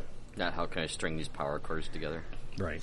It's more about key changes and following the formulaic stuff that has come before. Yeah. Anyway, All right. yeah, So we totally spent cool. about 6 minutes on 3.5 minute songs. That's bad. Nailed it. We could probably. I'm sure I could find someone that has a podcast about this. Slam in a guitar solo in there just to make it go a little longer. So a little Stairway to Heaven, because I'm sure that would get us in trouble. Hold on, I can pull out my guitar if you want me to. Yeah, no, you can just No, you got to play it on the kazoo because I want to hear you play kazoo. I can't play a kazoo. This kazoo is faulty. It's another story for another day. That's an ID10T error. Yes, it's definitely a problem between the microphone and the chair I was sitting in, for sure. Oh, goodness. All right. Anyway, I forgot that was about fun. the kazoo episode. You know what? I wasn't the only one. No, you weren't. That's what floored That doesn't me. make it better. That is That what doesn't make floored it me. better. It's like, can One you guy imagine saying 3 my out of 4 kazoo is people not broken. liking fish, and then 3 out of 4 people not being able to play the kazoo. Exactly. One guy saying my kazoo is broken. I'm like, okay, whatever. 4 guys saying their kazoos are broken. It's like, is this like this is like the Twilight Zone now? That's a mathematical impossibility. It was like one of those bags, like you $2 for 50 kazoos from China somewhere. Like, there's a good chance they're all broken. Like, there's a possibility they're all broken. No, They weren't broken. really not. No. I know. It's Well, you all just missed coulda- that music lesson in preschool. That's all. It could have had to do with the BA levels too. In the I mean, that system. probably. Oh, did for help. sure. Oh, yeah, that didn't help for sure. Pretty funny. Anyway, or none of us had ever actually played a kazoo in our lives. Maybe we just thought we had. No band kids in there, I guess. We did the recorder, not kazoos so much. I guess. Whatever. Who cares? Anyway, let's talk about something that's related to bolt action Yeah. for a moment, for a couple moments, If we dare. if we must. Let's talk about the new book that just came out. That came with a little cool bear dude. The Dude. campaign Italy Tough Gut. Like they eat glass and nails and have a tough gut. I don't think that's exactly how it went. I think that's but pretty close. Did they drink some Pepto in there? Maybe. They might have wanted to. We might want to by the end of this. Oh, for sure. I mean, I already do. The rules discussion alone was enough to seek out some Tums. All right, let's talk about it. Let's start where it goes. This is a big ass book again, isn't it? It seemed pretty hefty It's when pretty I picked it thick, up. yeah. 175 pages. Nice. Sweet. Probably about 30 of which could just be covered in a generic PDF because they keep including it into all the other books, but that's fine. Well, no one else. They might have This may be the first book someone has. That's true, but again, why not take all that stuff that you're repeating all the time and just... Oh shit! release This it? book has my favorite thing about not having the book that you've previously had. We'll get to that in a second. Yeah, that's one of my talking points too. Oh, Lord. Those are my favorites. Anyway, all right, let's All right, talk. Jeff, can you kick us off on the Yeah. history behind the book? Sure. Wait, behind the book or behind the campaign it covers? Behind the campaign. Good. I don't want to cover the whole history of the book because I don't know it. Okay, so for anyone unfamiliar with how World War II in the Mediterranean goes, the War in North Africa wraps up, and I believe this is post-Sicily for this book as well. We invade Sicily. Patton and Montgomery have a little race around Sicily.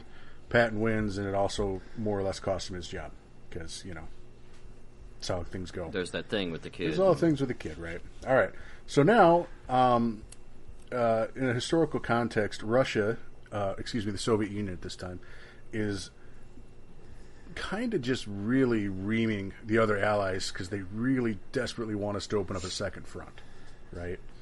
They're like, we want to take some pressure off the Eastern Front. We want the Germans to have to put some forces somewhere else in Europe, anywhere. And so we open up with an invasion of Italy. This is early 44. I don't know the exact date. 43, Or 43, yeah, sorry. Yep. Yeah, early 43 Yep. through mid 44. So after they've finished up Africa. Correct. Yeah. And MOA is in here a lot, which is Mediterranean Operating Area. Is that what they have in here? MTO. MTO. Yeah. Mediterranean There you Theater go. of Operations. Theater Operations. Right. There we go. That's the acronym. Right.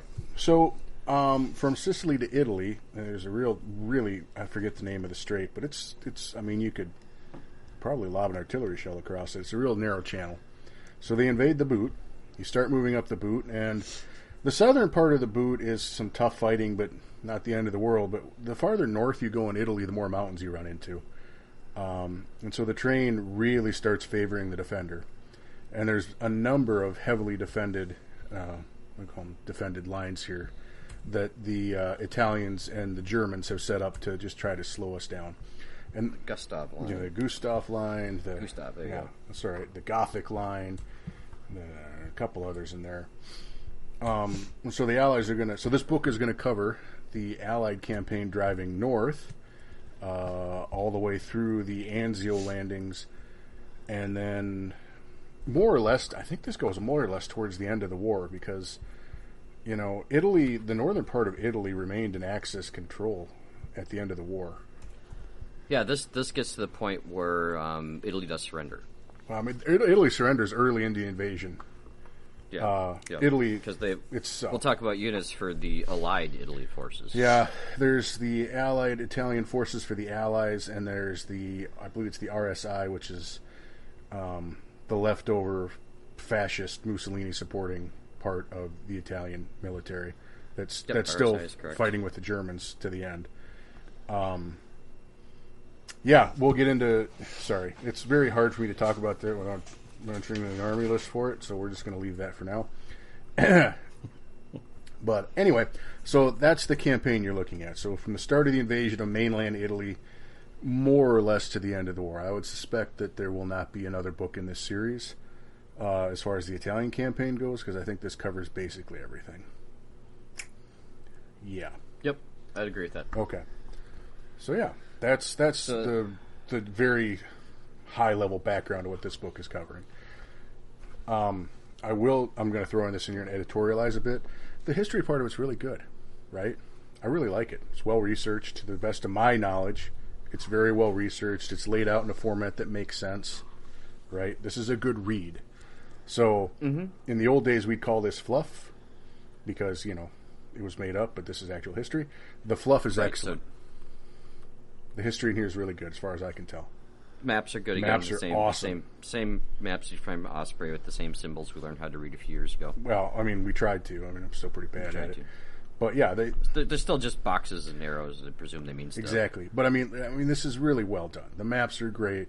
The talking about how the battles, you know, are happening, what the results of them is, what's going on, who's involved. It's really good. I mean, there may be somebody that's more of a rivet counter than I am that would say something isn't correct in here, but I doubt it because this looks really well researched. So kudos to the author for that. Looks really good. So, and then they've got 10 different scenarios in here, which is lighter than a lot of them have been. Yeah, it's a little lighter, but I think it's hitting all the big battles anyone knows about Italy. Yep. I mean, let's be honest. We don't really talk about the Italian campaign that much in history of World War II. Well, not over here in the Not US. in the U.S. at least. It might be covered in Italy a lot. Yeah, it might be. I couldn't answer that. If there's an Italian listener out there that could tell us, that'd be great. But or maybe it's covered in Poland because the Poles play a very big part of this, or the Brits. You know, so the British were everywhere. Man. Well, yeah. I mean, literally. So, and like Jeff said, the scenarios they're really good at telling the story. Yes. And usually when I go through books like this, I'm trying to get scenario ideas, like to work into. I'm trying to get table ideas to build tables for. And now, granted, I have an exorbitant amount of terrain in my particular collection, and I could set up a good majority of these, even including the ones that have railways and a ridiculous amount of bomb craters. Yep. I don't know how the average collector is going to be able to replicate to any degree of accuracy the scenarios and the tables they have laid out. They're beautiful scenarios, but you're right. With the amount of terrain that is involved in some of these, you're going to just have to get creative. You know, using cardboard boxes and beer cans and cut out your cereal stuff and make it if you want to do these. And also, I found them really tough to read as far as setting up the forces because a good majority of them are multiplayer, multinational scenarios, which is relatively new. I mean, they've had a couple smattering here and there in other books, but this almost every one of them is also multiplayer and multi-force and multi-confusing. Yeah, I mean they're leaning into the historical accuracy of the scenario. You know, so like Sure. you're going to see, like Pat said, you're going to see multiple units, and then there's going to be specific things that you have to take or get access to. You know, so it's really good for history. Like if your jam is picking up a campaign book and playing the historical campaign to get for fun or to get an idea to teach the history of it, or just because you really like to reenact it, this book's fantastic. Yeah. Right. It's really, really good with history and scenarios. So, massive thumbs up for me on that.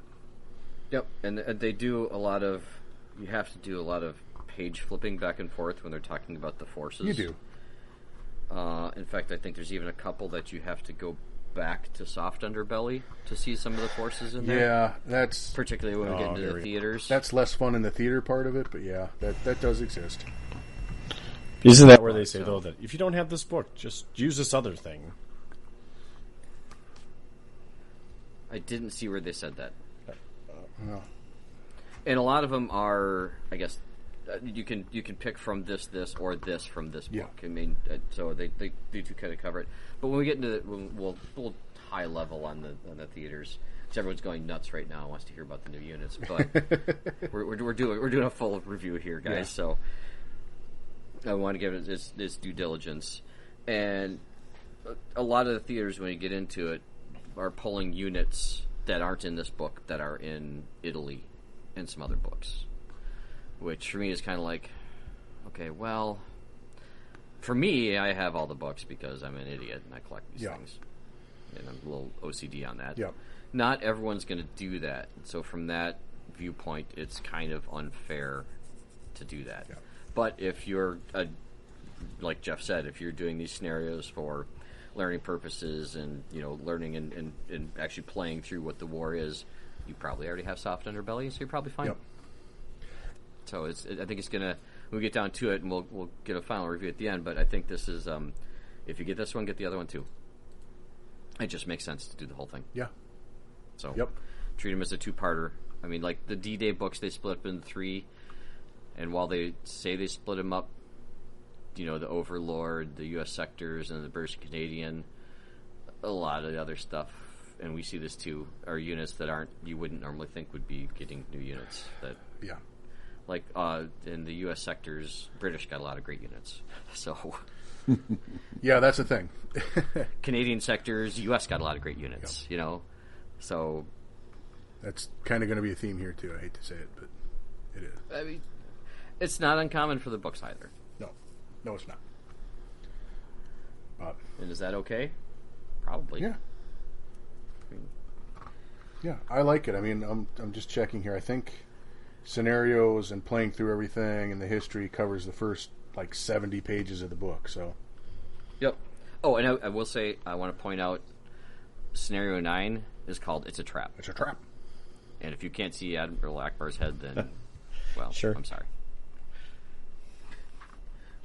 And it's also relatively, again, a lot of these are very much, they're complicated as far as scenarios go. Like, I've read through the one and I'm like, what in the hell did I just read?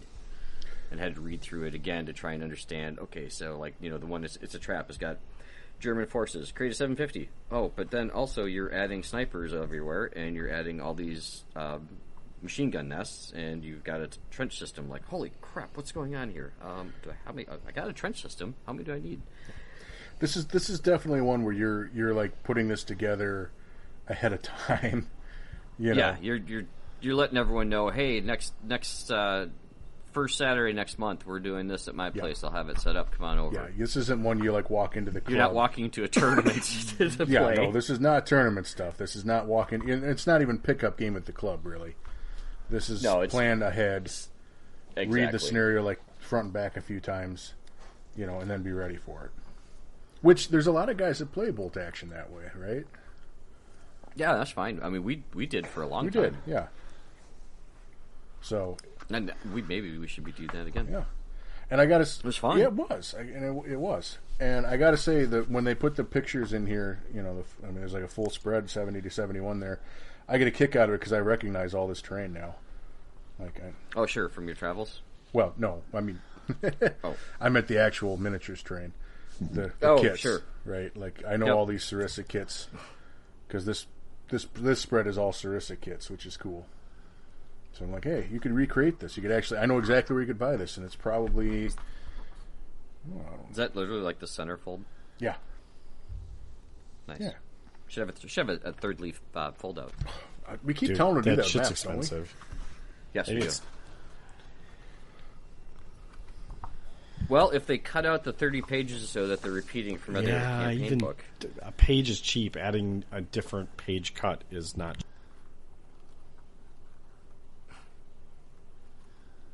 Okay, well. That's Look, my man, I feedback. just want a centerfold. I want to turn it sideways. I want the thing to fold down. And with my magazines, it's pretty ladies. It's bolt action. I want a campaign map. Yeah. Right? There's probably young people out there that have no idea what the hell I'm talking about, so that's okay. We didn't always have the knew. internet, kids. Yeah. With I like the troop movements and formations and I mean, remember all the old Civil War books and shit like that, all the maps and the different cavalry units coming in and their advancement and pushing on the line and yeah, that stuff always fascinated me. Something sweet like that would be a great addition to these. So Yep. Yeah. So that's my 1,000-foot overview of the history and the scenarios. Excellent. I like them. Well done. You're going to read them more than once. Especially if you plan on playing any of Yep. them. But yeah, kind of like a tournament pack. Yeah, you should read that more than once, too. Actually, you know what? I'd be happy if you read once, it. right? Just once. Just read it once. That's all I'm looking for. Yeah. So it goes. All right, so what everyone wants to hear about, should we go into that? Yeah, I think we've swirled the tip enough. Let's go in for the units. Without further gilding the lily. The new units begin on page 73, and they start with British and the Commonwealth units. This is my shocked Pikachu face by that. Right. So they start with headquarter units for New Zealand / Maori. So there's two different options here. You've got a second lieutenant. So the points are the same for either. When you get down to the special rules, is where you're differentiating between the two different officers. Second lieutenant for 60 points at regular, 75 for veteran. You can also be a first lieutenant for 85, 100 veteran, captain 110, up to 125, major 150, and 165 at veteran. So no inexperienced options here. Catch me if I'm wrong, Pat. I feel like that lieutenant cost is 10 points more than normal, but I think It the is. veteran feels like the same. What is a veteran? Is 7. Veteran, I think, is 75. Yeah, Yeah, I might be wrong about You're that, right. but I feel like that's correct. I feel like that is correct as well. Rick, do you got Easy Army open? Can you check that for us? No, guess not. Okay. And then you can add up to 2 accompanying officers. Soldiers. Accompanying soldiers. As depicted on the models, the officers, so 10 points for regular or 13 points for veteran. That's standard. That's standard. So if you take the Maori, they can have the formable fighters, which is a characteristic for that particular type units, which we'll hear about later. But basically, they get, I think it's tough as boots and up and at 'em. Okay. Those are good rules. Yep. If you take them as a New Zealand officer, they get steadfast under fire, which is also applies to the other New Zealand selections in here, which is basically you are having the pins from an HE. Oh, that's useful. Yep. And then both of them come with superb junior officers. So the first and second lieutenants have a morale bonus of range 12. But the snapped action stays at 6. Oh, well, the morale bonus of 12 is still pretty nice. Yeah, that could be good. I suppose if the snapped action was 12 as well, they'd have to cost a little more. Well, so that's why the second lieutenant regular is 60 points, 75 veteran. Mm-hmm. First lieutenant's 85 and 100 veteran. So I think that's actually the 10 points is for the 2 rules that they get. Yeah, that makes sense, I suppose. So, and then adding the accompanying soldiers is regular costed. So, yeah, still solid. I like those rules. That's solid. I could totally see playing one of those if I was playing a British or Commonwealth army. so and then they go into infantry squads and teams. Yep. So the first one is the New Zealand infantry. So standard costing, standard unit size for British. And you can add up to 5, so standard sizing. NCO and 2 men, so you can get to 3 SMGs if you like those. You can get 2 LMGs. Sure. And of course, if you like anti-tank grenades, that option's in there too. It exists, yeah. So these guys, as I'm reading the little green box, because they like to put rules in the green box there, they don't get the normal army rules, they get only their specific unit rules, right? Is that what I'm reading here? That is correct. In fact, they say that more than once. Yep. Okay. So, since these guys are New Zealand, they get the steadfast under fire, but they don't get whatever your normal British Army special rules are, so... Yep. Okay. So then to actually find those special rules, you have to go to a different section. Yeah. A side note, because I know someone's asking themselves this right now, both of these are usable in a generic reinforced platoon. Thank you. Yeah. In fact, everything in this book, is... Does it specify that clearly? Okay. Yeah, Yes. it's really clear about that. Yep. And then they also added additional theaters and stuff that are there. Yep. So the Army special rules are back in 118 and 119. Yep, so steadfast under fire. After rolling the number of pins caused by HE, have the number of pins rounding down. Yep. Which, yeah. Yeah. For not paying any points. So, but again, if you add them into a standard British Army, they're not getting the Army special rule. They have to take this one. So that I'm actually okay with that. That's pretty standard, I would think. Okay, flipping the page, I've got a corner of a fruit snack bag. Apparently, my daughter was throwing that around. Apparently, she liked this page for some reason. Well, I mean, it's a good page. It's okay. Well, yeah, this one's fine.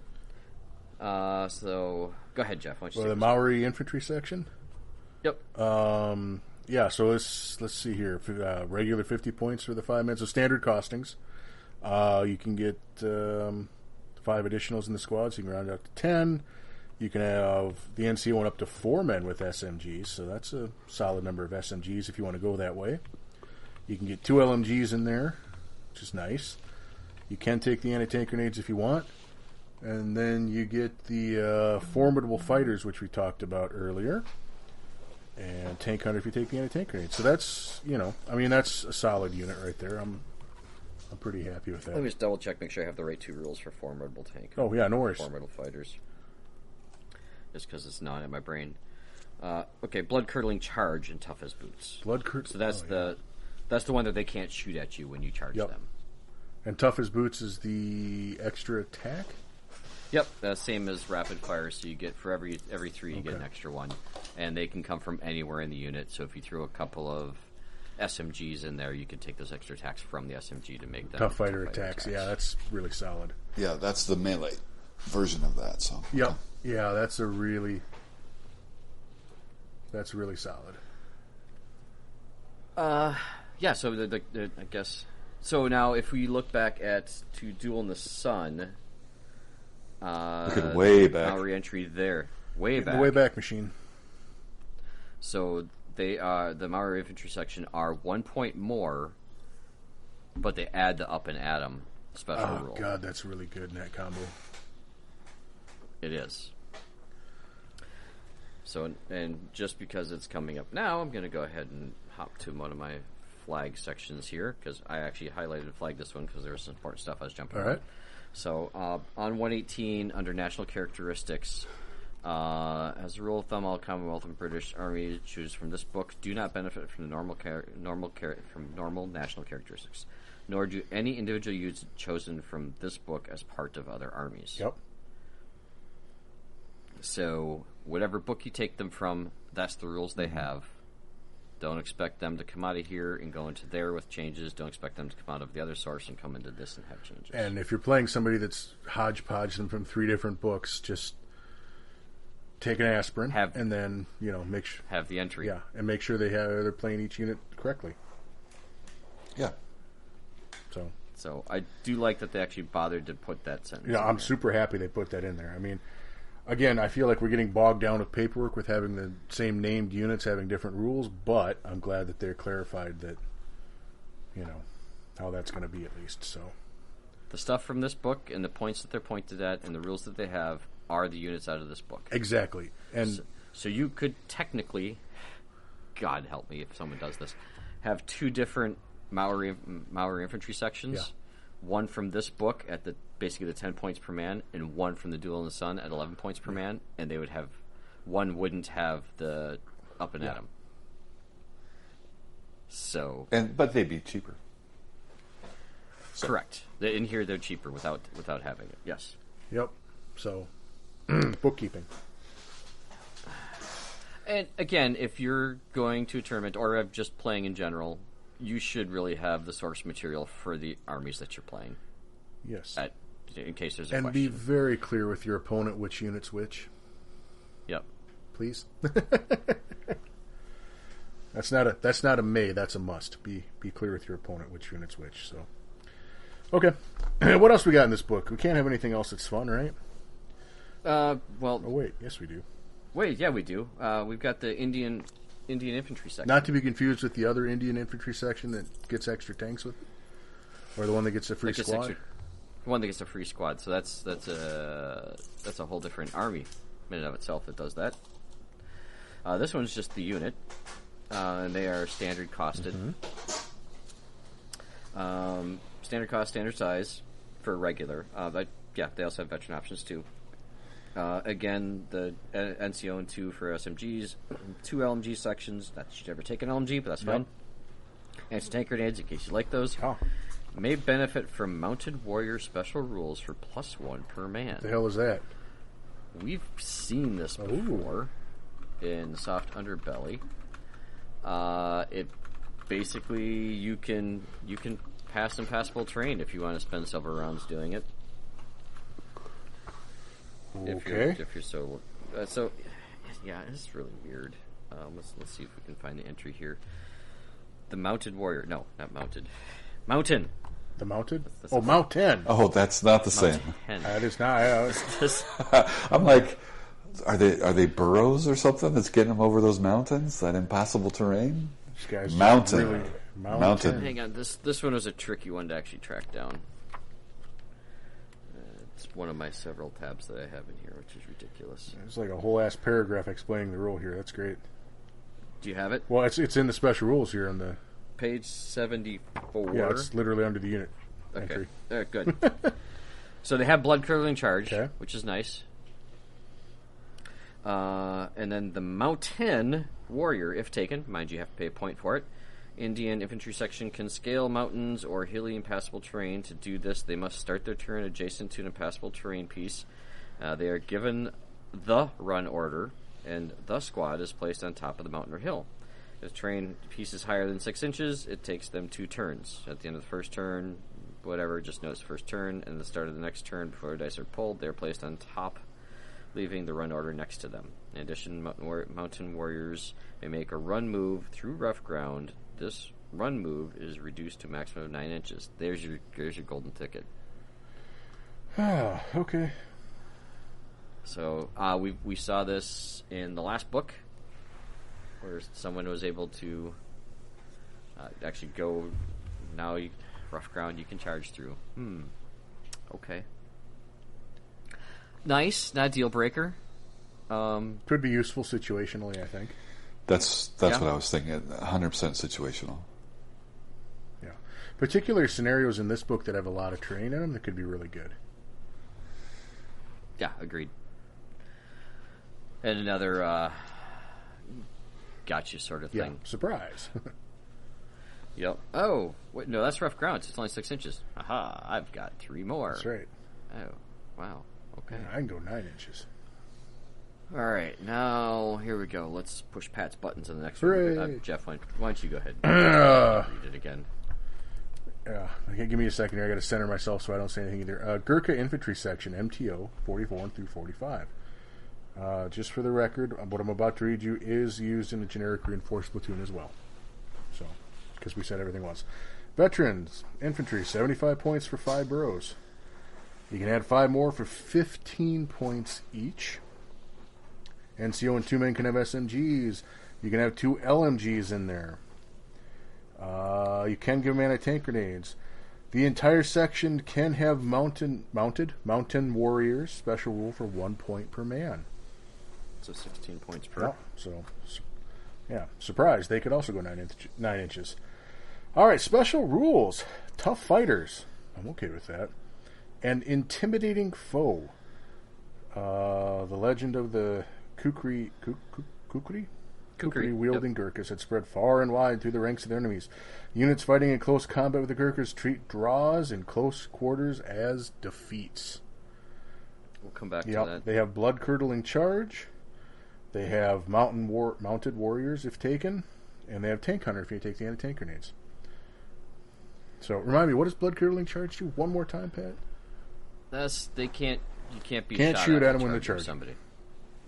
Got to do an ambush. But Have to be an ambush. since I'm assuming these guys don't benefit from the national characteristics of your British list, They don't. so they cannot have up and at 'em. Correct. Well, that's a start. They are tough fighters, which is what I think Gurkha should have been in the first place. But They are. that's my thing. The Gurkhas out of their base book. They don't have the whole having the attacks thing. They do not have the having the attacks thing, which is a stupid rule. It shouldn't exist.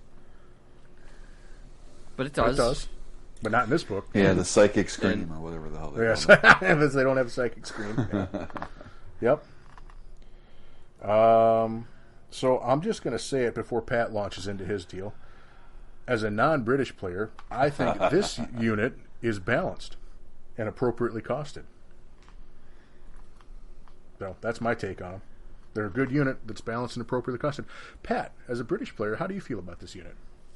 These blow, man. They cost an extra point. And they're not as good. And they're not as good. So I don't get my... what is the special rule? It's because I want to know it. Scary Blighters. I love my Scary Blighters. Yeah. And everyone that has access to it should love Scary Blighters. I can understand why you would. And I know, everyone takes the British Army and they do the up and at 'em. I usually do the blood-curdling charge personally because I've been accustomed to playing Jesse and his merry SMG bands. Oh, yeah. And not taking 14 SMG shots coming in is great. Yeah. So, the question I have, and the question I sent to Warlord, which made them go, oh fuck, I don't know. So say the Gurkhas are in close combat with fanatics. These Gurkhas, or These Gurkhas. These Gurkhas Okay, here. thank you. These Gurkhas here. And they win. Well, now the fanatics say that they treat it as a draw. But now this Formidable Fighter says that they treat draws as wins. So, whose special rule goes first? Yeah, I don't know. So, if it is the fact that if they're in combat with fanatics and they win, which the fanatics flip to a draw, and they say, "Well, my draws are wins," and they win, then I'm okay with this. Yeah. But I'm going to go with under the umbrella of the same reason the Japanese don't need to take a test for a flamethrower, saying that they're probably going to be immune to this. And this will only work in normal combat when you draw. Well, I asked Warlord, and they said, "I don't know. Let me reach up the chain." Interesting. I haven't heard anything in over. Yeah. That's a big chain to go up. So if the chain goes up to the guy that made the flamethrower ruling, I'm going to guess Japanese are immune to this. If it goes up the chain to anybody else, I'm guessing the Gurkhas are always going to win that. Well, assuming they win the fight. Yeah, I mean, Yes.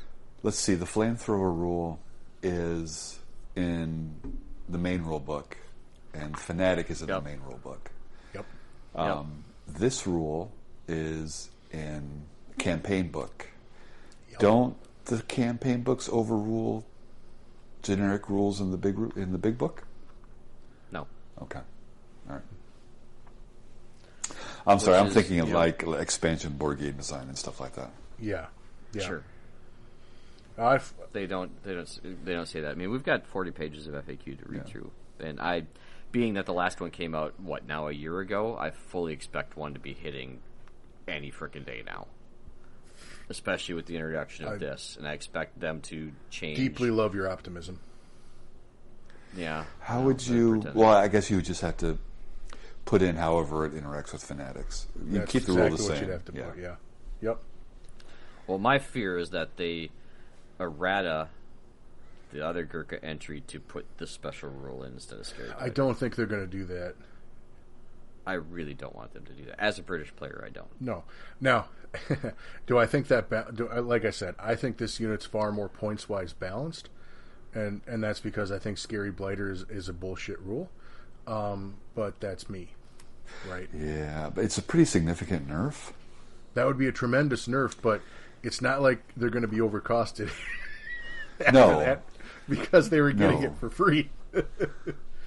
So basically they're paying, so if they're at 13 and the other units are base costed getting one special rule that isn't being paid for, so that would, then they're also not using the extra characteristics, so that would say the blood curdling charge would be baked in.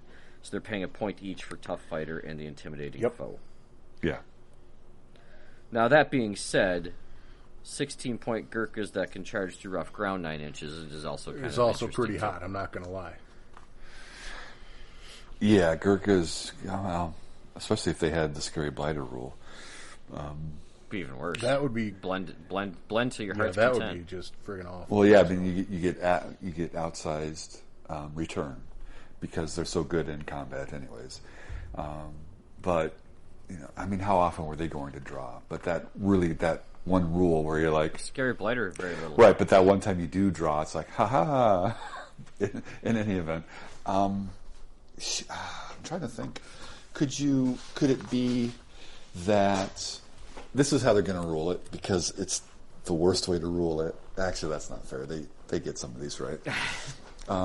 If it's a loss, the Fanatic rule kicks in, and then it's a draw, and you keep going. But if it's a draw, like it's a natural draw, then that counts as a win. Oh, God. So I can absolutely see him saying that, but that's not the best way to do it, but I could see him saying that. yeah, that's what I was trying to communicate. So it's not the best way to do it, but they introduce do the both. word natural in there, and then people have to figure out what the hell does that Like a actually natural 20. So Right. Okay. a nat 20, a nat draw versus a nat loss. So, anyway, I'm just going to say it. I think this unit's finally Gurkha's balanced rule-wise and point-wise. But they're significantly... losing Scary Blighter is a significant nerf to any Gurkha unit. We'll just say that. Oh, yeah. And we're going to wait for a fact on the interaction of their special rule and Fanatic. Hooray. I'm not going to hold my breath on this one. God, That's fair. I mean, how do you play that in the meantime? I take the ones out of the main British rulebook. Yeah, that's how you play it in the meantime. Yep. Yeah, of course, because you could take those in a generic or in a reinforced platoon. So And they're cheaper, so why wouldn't you? Well, you better be able to. They're the base British yeah, book. they're cheaper and they're better. Yeah, so no, Yeah. that's actually the point. No one's going to take these Gurkhas when the others exist. No one's going to take them outside of specific scenarios. Yep. Or if you know you're going to play on a table that's all mountainous terrain, maybe you take these guys. Maybe. But maybe possible foreshadowing of what's to come with these. So Yeah, maybe. All right. Which terrifies me to know. play your Gurkhas while you got them. All right. Let's go find some Canucks. Yeah. So we've got the Canadian infantry section, which is great because now the British can have Canadian infantry and don't have to play the list. I guess. Okay. This is the first time they get all 3 levels experience, though. Again, standard 4 men plus 5, 5 men plus 5. Okay, so they can... Inexperienced in regular sections can replace the NCO in one other man's rifle for an SMG. Veterans can replace the NCO in 2 other rifles. For SMGs. Okay, cool. You can take... Inexperienced and regular can have 1 LMG. Veterans can have 2. No one's going to take those. Tiger Squad can have anti-tank grenades. Section can be stubborn. That's pretty That's cool. pretty cool. Even the inexperienced guys can be stubborn. Make a regular veteran infantry a Vendu. That would be the French-Canadian Royal 22nd Regiment. Yep. Which would give them the Esprit de Corps? Corps. Esprit de Corps, which basically is they can do D2 pins instead of 1 when they pass an order test. Okay, cool. And that gives them stubborn. Oh no, never mind. No, they Cannot can't take stubborn if they do that. Take stubborn, son of a bitch. Yeah. So it's whatever. And their standard rules are tough as old boots. That's the one they get. Okay, that's cool. Yep. I mean, if you want to play Canadians inside the theater campaign, like if you want to have a unit of Canadians in your army rather than taking a whole Canadian army, cool. And it took a lot to find that special rule to actually look it up. I bet. By the way, it wasn't just really quick and easy. So I made sure. That's the D2 pins. Yeah. Okay, that's the D2 pins. That's neat. That's meh. Okay. All right, I'm going to go to a unit I was excited to see what they would do with here, and that's the Polish. Oh boy, the Polish. The Poles did a lot of hard fighting in this campaign. They had a bear. And they had a bear. I was very excited to see. Honestly, I'm going to just say this. I thought Poland might get its own sub-army section in here. No, or some options to add to their Polish army. Yeah, no such luck. Right. However, we did get the Polish infantry section, so 55 points regular, so 11 points a man instead of 10 points a man. Let's see. Can add 5 more guys for 11 points each. NCO and 2 guys can have SMGs. Okay. Regular sections can have 1 light machine gun. Veterans can have 2 light machine guns. Could give them anti-tank grenades. That's it for that. Special rules, up and at 'em. Okay, cool. We like that. Wild geese. The Poles called themselves wild geese because they're fighting for their homeland so far from home. When taking order tests, Polish infantry sections ignore a pin. If he only has 1 pin, they still have to take the order test. But ignoring a pin's cool. I don't know if that's... I don't know if it's a point cool, but it's cool. All right. Well, and then, of course, the up and at 'em is they're going to make their charge regardless. Their national characteristic is that, regardless of what the rest of the army is. So that's common with all these other ones we've been talking about. I don't know, number of times I've failed an order test by 1. I mean, I fail order tests by usually by 2 or 3, but by 1 fairly often too. Wow, so okay. That part's cool.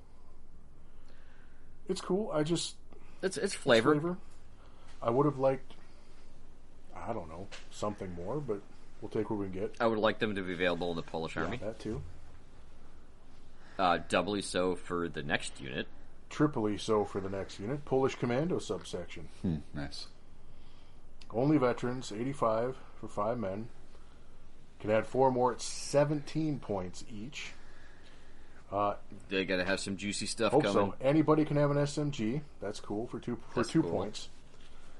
Any man can be equipped with a pistol in addition to other weapons for 1 point. So if you just want to get that tough fighter going, except we'll talk about that in a second. Any man equipped with an SMG may be equipped with a suppressed Sten gun, Mark II, for 2 points per weapon. Only 1 Polish commando subsection in a reinforced platoon may be equipped with the suppressed Sten gun Mark IIs. Oh, dude, they almost had a stun gun. That would have been awesome. Cool. 1 guy can have an... To be fair, Bullet's pretty good at stunning people. Yeah. 1 guy can have an LMG. I don't know why you would. You can give them anti-tank grenades, or you can give them demolition charges at 3 points per man. So if something's just got to get blown up, you can do it. 3 points per man, that's ridiculous. Okay. But, okay. Special rules. There are tough fighters, so I don't know why you give them pistols unless you just really like the idea of them looking cool as hell with pistols. But yeah, so the Tough Fighter standard. I hate that word. Arachnophobia Arachnophobia training. So this one is a long entry. But basically it says that they can move through rough ground for 9 inches. Behind enemy lines. That's the outflank. You don't suffer the -1. Masters of Concealment. I don't know this one. All right, so Masters of Concealment. When hidden, they have the following ability. The infantry and artillery units...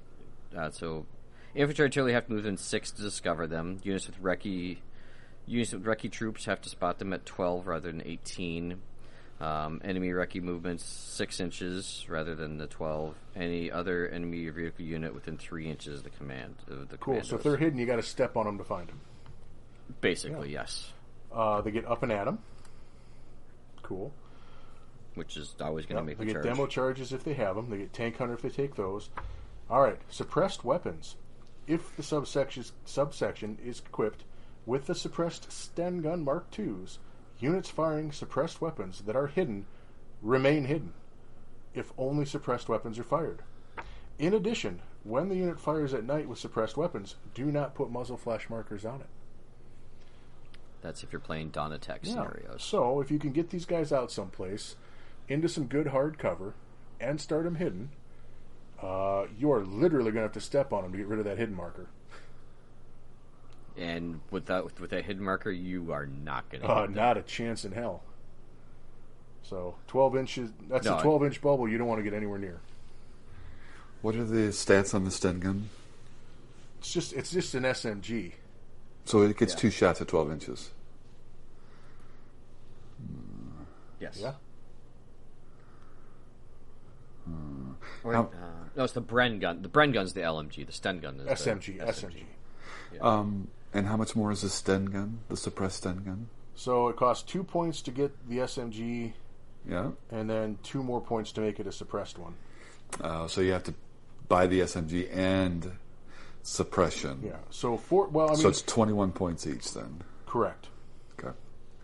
But that's a lot of really good rules for 21 points. So They do not have advanced deployment? Okay. No. So the hidden is a -4 soft cover, -5 hard cover to hit. So you are not. You're gonna not hitting hit them while they're hidden. I mean, that's a 12-inch bubble of don't tread on me. So this is one that, in a deployment scenario, you're getting them as far up as you can in cover. What I don't like is that the crossover, there's special rules with they benefit from cover, but they also have the behind enemy lines thing that you're paying for. It's like, you're paying. Yeah, no. well, you're paying for these guys to be able to do whatever you want them to do in your list. I mean, you don't have to give them the suppressed Sten guns then if you're going to have them outflank. Is my thinking. If you take 3 units of these guys, one of them has the suppressed guns. Only one of them can have them anyway. And they're going to be the ones that sit on your objective near your deployment zone, and the other 2 can do the outflanking crap and charge stuff with their up and at 'em and smoke things. Yep. Just to be clear, the arachnid training is also the same mountaineering thing that they can climb the impassable stuff. So they're really good outflankers if they have that. I don't know. I like it. They're a little expensive, but I like it. All right, and then thank God they got another armor car. This thing is so fucking good. I'm just going to say it. It is awesome. 135 point regular. Steghound Mark II CS, which stands for close support. Which it absolutely does, because it has a turret-mounted light howitzer and a coaxial MMG and an armor 8+ enclosed recce armored car. Oh. Uh-huh. 135 regular? Yeah. That's beautiful. It's really good. I mean, it'd be fantastic if it wasn't a coax MMG and just a separate Well, if one. there's a whole MMG, oh my god. Yeah. Still, a light enclosed with recce light howitzer. 8+ too. And it's a Steghound, so it's wheeled, right? It's wheeled. Yep. Oh, yeah. Yeah, that's really good. Yeah, that is close support. Yeah, the regular Steggy is 165, has a 4+, 1-inch HE, coaxial MMG, and a hull-mounted MMG. So Yeah. You're losing a whole MMG and you're going to a howitzer, so it's not as good at killing tanks. But but still puts D3 pins yeah, on. it's really good at killing infantry. It's got Recce, too. And it's got Recce. Good lord. At then they regular at 135 points. Hey, yeah, that's good. Yeah. And don't get confused if you look at the artwork below it, because that one absolutely shows the whole MMG that doesn't exist on this model. Yeah, they're showing the wrong one. Yeah, just Because that one's also showing the Pintle MMG too. Doesn't exist on this one. Which is the D-Day entry for the Staghound when that got introduced. Yep. Pat, can we just skip to the bear? Yeah, I was just gonna ask the same thing. Let's go to the bear. The model that you get when you buy the book from Warlord. Yeah, and it's not that cracked out Doberman. This is a good looking bear. Right? Yeah, it is. It's a cool looking model too. 135 points at regular, only entry option. You get the corporal.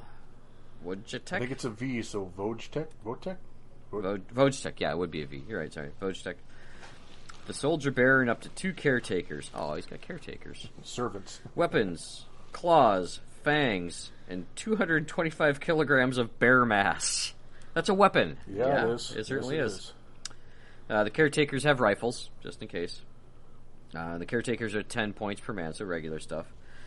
Like his special rule, the first one. He's a bear. He can take 2 wounds, so this is the first time I think, other than I think it's one of their special characters got a multi-wound model. He's got 2 wounds. He's got 2 attacks with Tough Fighter. When being assaulted by the enemy, they must pass a bear fear test. A bear fear test with the minus. This is the morale -2. If they fail the test, they cannot initiate assault and remain where they are with the run order next to them, ending their turn. If successful, they can carry out the assault as normal. I don't know why you would. I don't know why you'd try to assault a bear. That's a bad idea. Right. So, special delivery. Self-appointed duty was to carry crates of 25-pounder ammunitions to the gun crews, sometimes under fire, doing the job of 4 men. Well, he's a bear. When he's within 6 inches, a maximum of 1 howitzer mortar team may re-roll their attempt at ranging in a target within direct fire. Oh, that's nice. Good job, bear. He's also a celebrity bear. Any within 12 inches receives a +3 morale bonus. Same way as an officer That's gives crazy. it. And then finally, he's a friendly bear. He can never initiate assaults, but will fight when assaulted. You know, I'm going to tell you, that's honestly worth taking if you can use special characters. Yeah. I mean, Especially if you have 2 mortars or multiple ranging in indirect fires. Only one of them he can help. Oh, only one. Yeah. Okay. yeah, but you can decide which one. Well, yeah. Once he's ranged in one, then he wanders you off don't to the have next one. Right, you don't have to declare which one you're helping. If you range in and hit, you're like, okay, cool. Well, the bear doesn't have to help on that shot. That's really good. And it's howitzer or mortar, so single reinforced platoon, you generally got 2 options. And he's got a captain's leadership bubble. Which is +3 morale at 12 inches is awesome. I mean, that's fucking fantastic. He's like a bear captain. Well, he's a bear. Captain bear. Corporal, but he acts like a captain. That's just really good. Everything about that is really good. Other than he can't be used in the Polish army. Yeah. Even though he was wished with the Polish army. I mean, I'm not saying. I'm just saying. I don't disagree with you. I'm a little disappointed. Again, I wish they'd have broken out the sub-factions armies for this. Because... and they just should have. But of all the places I thought Poland... There's 2 places in the entire war after the fall of Poland that I thought the Polish army would get their own army list for. One of them is the Polish armored after D-Day, and the other is the Polish army here in Italy. And I'm saddened that they did not get their own in this book. I'll just say it. But they did get a bear that they can't. I guess they still have They got a Lancers. Besides, if they had put the Lancers entry in here, it would have been worse. Well, yeah. They didn't use Lancers in this theater, but they kicked so much ass they didn't need the Lancers. There's that. All right, so that's the bear. Let's move on to the new U.S. and French units. Spoiler alert, they're all U.S. units, but there are French from the U.S. Army. Yeah, Jesus Christ, yeah. What the hell does FEC stand for? I'm the history guy, and I don't know. It must be because it's fast. Federal Exchange Commission. Yeah, right? I don't think that's it. The French Expeditionary Command, maybe? I don't know. Sorry, history guys out there. I'm too tired to look it up. So it's the French people. The French officer. Yes. Good. The Okay. French people. Cool. I might go a little faster on this. Yes, please. Just highlights. Let's go. Yeah, let's go highlights. What will people take? I'm looking for special what do we things love? here. Is there a cool armor car that we... No, you could make them mountain warriors. That's cool. Did they get a You make them sweet Foreign army Legion, roll? in which case they can. Do they have a bear? They do not No. have a bear. Okay. So there's some special rules for them here. Look, I'm just going to be flatly honest with you. Most people that read this were kind of disappointed. Sorry. Myself included. Yeah, we wanted more. It's not. I don't think it's the book writer's fault. I think it's just what you get left with. Yeah. Okay. Cool things in the new U.S. units. Do you want an LMG section? No, you don't. Me either. You want a reconnaissance squad? Yes. Yes, That's you do. Cool. That's really cool. Starts at 3 men, can go up to 6 more, so 9 men total. 12 points each. They can only have 1 BAR, which kind of sucks, but that's just how it is. But they do get forward deployment. And how big can they get? Are they Up to regular? 9, and they can have recon troops, so they can spot those earlier commandos easier. And they don't have any other weapon choices. It's just one Rifles BAR. and 1 BAR. Oh, I guess 2 Wow. guys could have an SMG. Yeah. Okay, and all right. one other. That's not nothing. I mean, The forward deployment's kind of nice. veteran. Forward could take a deployment veteran seems to be the option. way of No, the they're regulars, right? They can come inexperienced, regular, or veteran. Oh, badass. So you can At take 12 veteran. points, they're regular, though, right? Correct. At 12 Okay. points, they're regular. 15 points for veteran. Yeah, 9 okay. So points point for- each for forward deployment and the recon troops. Yep. That's a cool unit. That's fun. Yeah, that's fun. Okay, 100th Battalion, you can take the 100th Battalion Infantry Squad. These guys get Tough Fighter. They're only veteran options. They get Going for Broke. They're automatically treated as having passed order tests to make an assault. The unit is assumed to have rolled whatever order dice score is needed to pass the test. Okay, Yep. cool.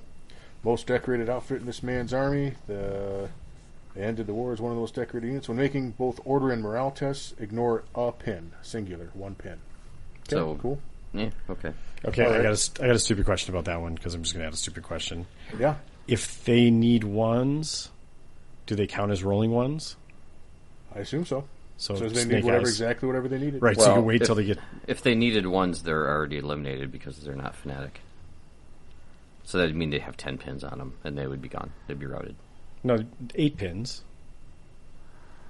Yeah, they're Would veteran. would still be snake eyes. Yep. Yes, if in No. the unlikely event you had 8 pins, Exactly 8 pins, no more, no exactly 8 less. pins, Yep, Sure, you'd be you treated need as you snake eyes. rolled snake eyes, in which case you'd lose a bunch of pins. yep. Okay, all right. Just asking. No, good question. What's the next one? Third Division Squad. Why is this good? Okay. Division of Heroes, Yeah.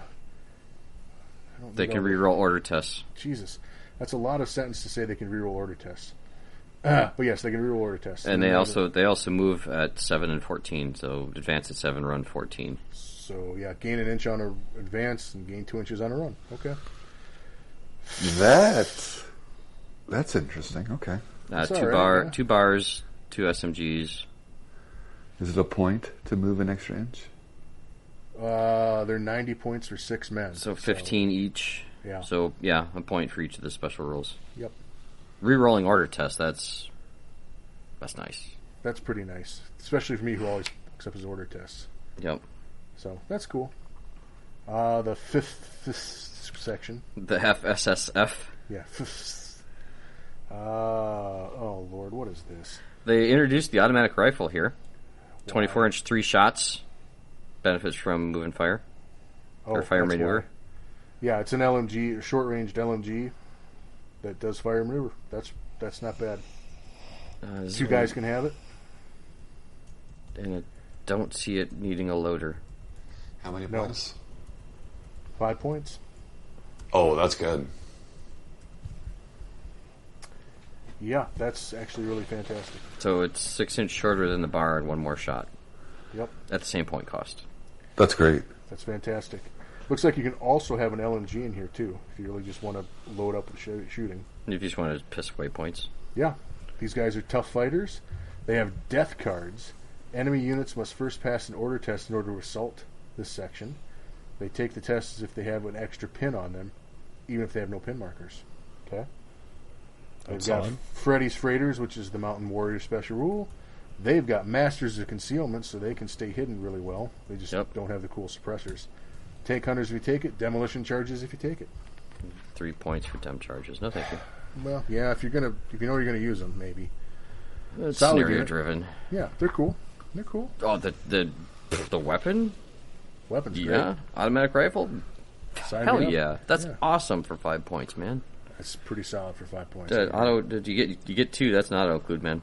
Yeah. Yep. That's Yeah. pretty solid. Wait, you get 2 of them? You can take 2 of them. Okay. Yep. Yeah. 5 points each. They're, Okay. they're really good. 45th Infantry... I keep calling it infantry. 45th Division Squad. Bros, rifles, stubborn. Meh. Okay. I mean, cool, but like, okay. 2 bars. Nothing like, oh my god. Here we go. I'm not going to say that word. Go 'em. Goom. It's probably not right. They're Moroccans. Let's go with that. So you get 90 points for 6 regular dudes. You Oof, take 6 gosh, more. Oh, okay. And There they 15 are. points a spot. They're fanatics. They're tough fighters. They're mountain warriors. And they're going to have a BAR. That's pretty good. Well, if you want to have a unit in the U.S. Army that's really good at fighting, there you go. Because I think Yeah. that's the only fanatics you can get in the U.S. Army. Yeah, fanatic tough fighters. Yeah, fanatic and tough fighters, friggin-tastic. 9 inches in rough ground. And you get 12 men of them. Yeah, that's solid. If you're going to fight, that's the unit to go with. Okay. Northwest African Tirailleurs Squad. That's a mouthful. No shit. Couldn't have called it Waft. Anyway. 60 points for 6 men, so they're 10 each. Rifles. You can take a BAR or an LMG. Cool. All right. Can give anti-tank guns, anti-tank grenades. You can give them Mountain Warriors for 1 point per man. Then they just have Tank Hunters and Mountain Warriors if you take it. Yeah, so option. Otherwise Options. regular. Yeah, solid. Motorized Division Infantry Squad. 6 men, 60 points, 10 points apiece. NCO can have an SMG, 1 BAR, or an LMG. Squad can be tough fighters for a point. Nice. Squad can have anti-tank grenades. Squad can have a Spirit de Corps for 1 point per man. Okay, that's cool. I don't know. Options. Foreign Legion. 6 men. Take 6 more. Can have a BAR. Okay, cool. And their special rules are the Legion, which I don't know what that is, but usually that's stubborn and something else. And then we got a Spahi squad.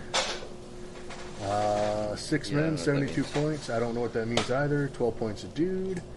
Can have 1 submachine gun, 1 BAR, 1 LMG. You could give them anti-tank grenades. They are recon troops. That's cool. They're forward deployers. That's cool. Tank hunters if you give them the anti-tank grenades. All right. So, just French version of the U.S. recon squad. Sure. Cool. More forward deploying options. Yeah. Which More. the U.S. was pretty short on. Yeah. It was very short on, yeah. So, cool. Heroes of the United States. There's the rules for Audie Murphy. I'll let you be surprised when you get the book. Read them yourself. Yep, Audie Murphy's cool. All right, new allied Italian units. Yeah. Sure. For fuck's sake. Here it is. Here's where Italy becomes worthwhile to select as a bolt action army. You're full of shit. I was Anyway, going to say, are you being sarcastic? he is. Yeah. Okay, What? I've There's never been officer sarcastic in this podcast ever. right. Not There's once. officer options. You can make your dude a parachute officer. You can make him an Alpini officer, which is a mountain soldier, or you can You make said him a... peenie. I did. The Saglieri officer, which makes him get the Avanti special rule that's on 96. That's it.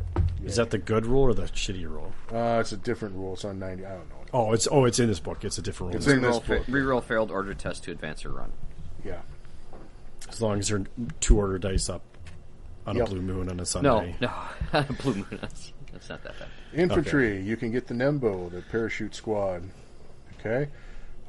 This basically is the same as the veteran parachute that you've seen in the FAQ, but now we put them in a book. That's cool. Sure. They can have the recon. You can pay for it 1 point per model, get recon troops. They are stubborn standard. They have Forza Dianimo standard, which is something. Tough to find because I'm not seeing it. Yeah. A lot of these special rules, they actually hid in the theater selectors, which I found is really annoying. A little bit obnoxious. I think that one's is another D2 pins. I believe that's what that one is as well, yeah.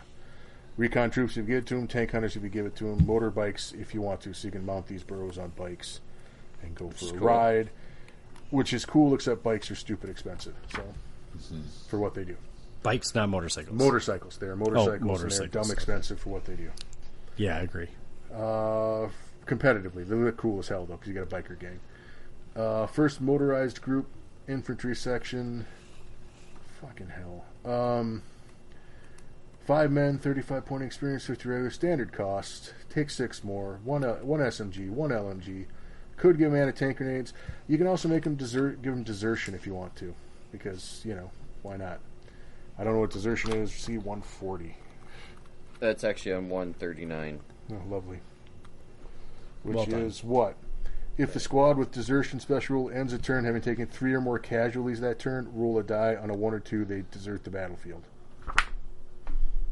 And also right next to it is the other special rule that they listed there. That is the D2 pins. Yeah, I'm not reading that. That's crap. Alpini section. Regulars, veterans, you're paying a point for mountain warriors. You probably 6 men, but you pay for 6 men, but you only get 4. Bersaglieri section. You can put them on bikes and you give them the Avanti rule. Oh, they can re-roll failed order tests to advance or run. Yep. And you can give them motorcycles. Okay. Heroes of the Kingdom, you're going to have to look it up yourself, kids. No special character rules for Jeff today, except for the bear, because the bear's cool. Because the bear's awesome, and the model comes with the book. Hey, German units. Hold on. Where's the other Italian units? Yeah, they're not in here. Son of a bitch. Okay, German. See Soft Underbelly, where they're not that great either. Yeah. Another headquarters Jäger option. Hooray. You've seen him before. Yep. Italian Waffen SS squad. Okay. You've seen them before. Seen them before. Except for now, these ones have the Panzerfaust 30. There's a new weapon, Panzerfaust 30, yeah. It's awful. Pretty much. Short-range Panzer. Same as a Panzerfaust, it just only shoots except for it's the range inches? of a Piat. Or 12 inches? No, it's 6 like inches. 6 inches, yeah. It's 6, yeah. Yeah. So you got to get real close if you want to use it. Yep. Which, congratulations, at 6 inches, you're still shooting at long range. Yep. Fucking stupid. Okay. Well, yeah, over half. Yep. But you do count as being in point blank. Sure. So the 30 is basically was the first build off the line that now is what they had left to use. Yeah.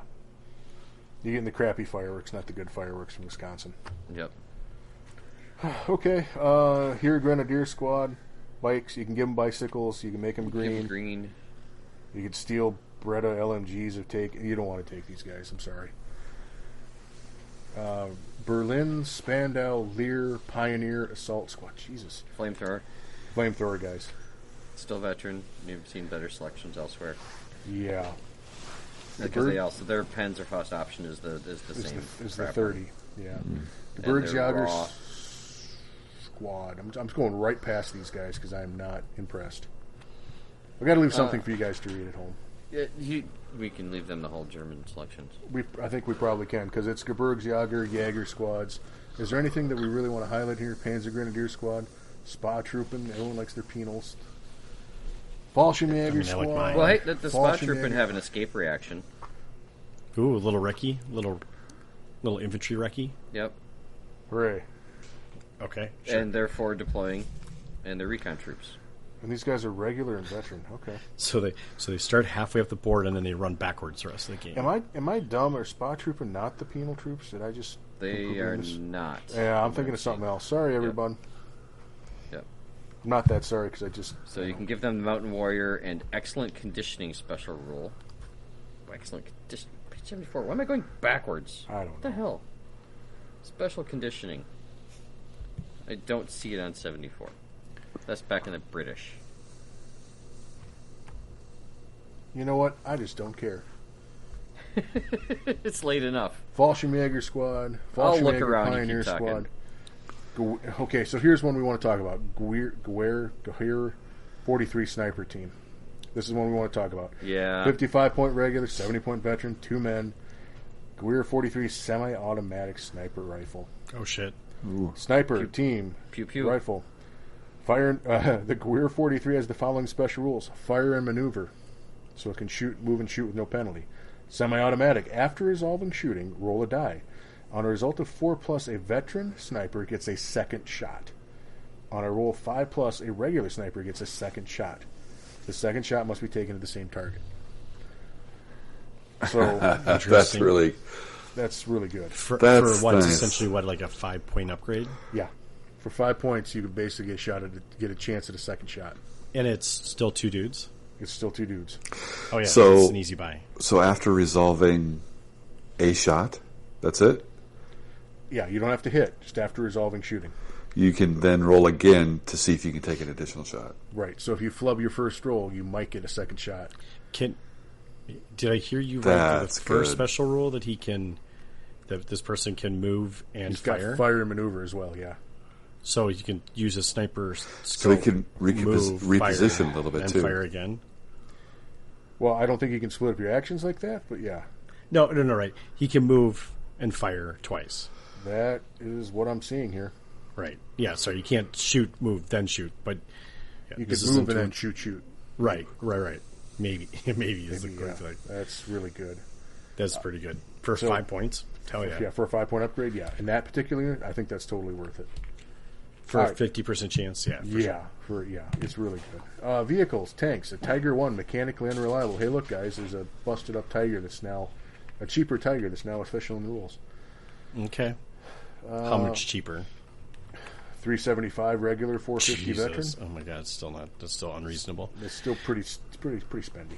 Yeah. And I think mechanically unreliable on this one is something like it breaks down if you try to drive it too fast. So on a roll of 1, the vehicle's temporary mechanically had problems. When given a road order, you have to roll dice every time. Roll of 2, the vehicle's temporary mechanical problems immobilized through the rest for the turn. So and anytime you have to make a roll on any of these scenario tables, you have to always roll. So there's just a chance it doesn't move. Yeah.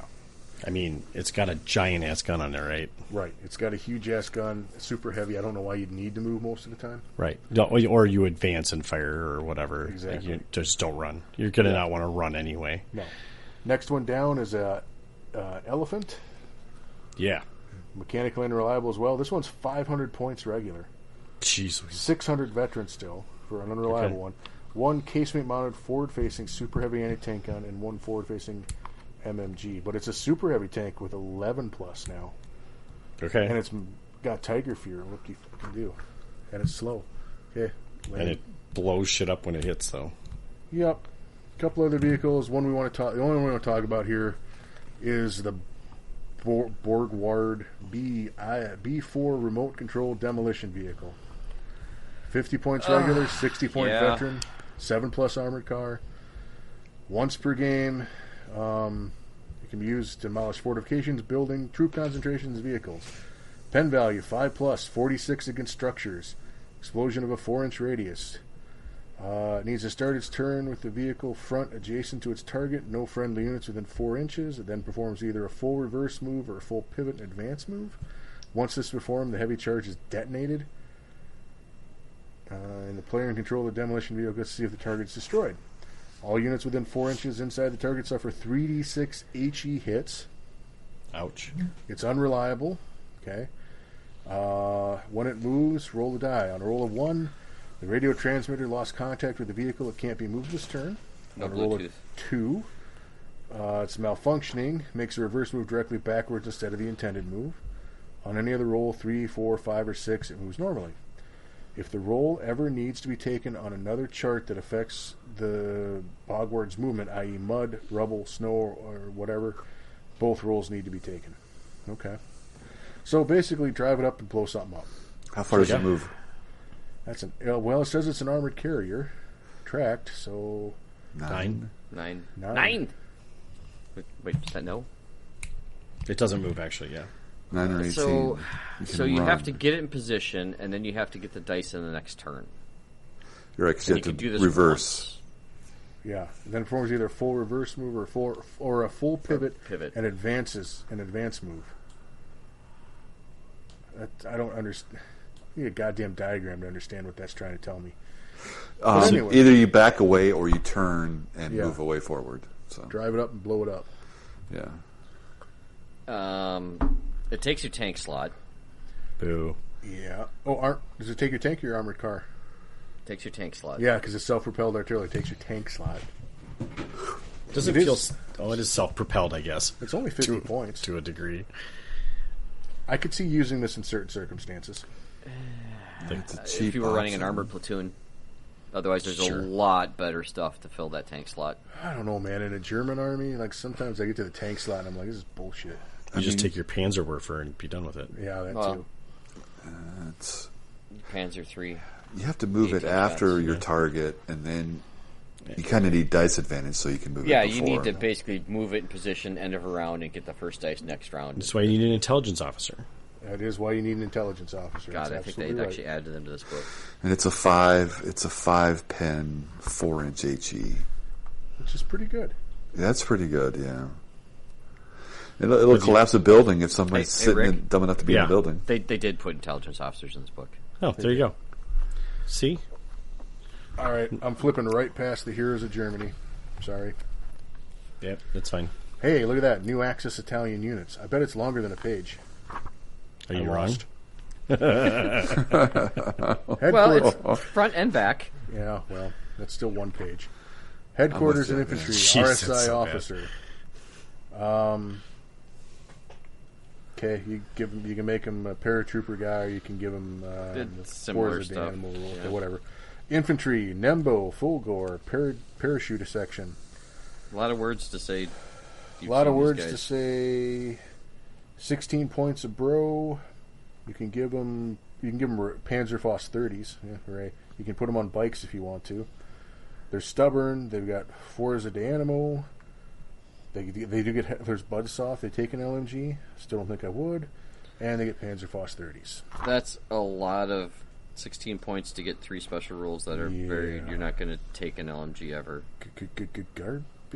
And the LMG is 25 points, by the way, not 20.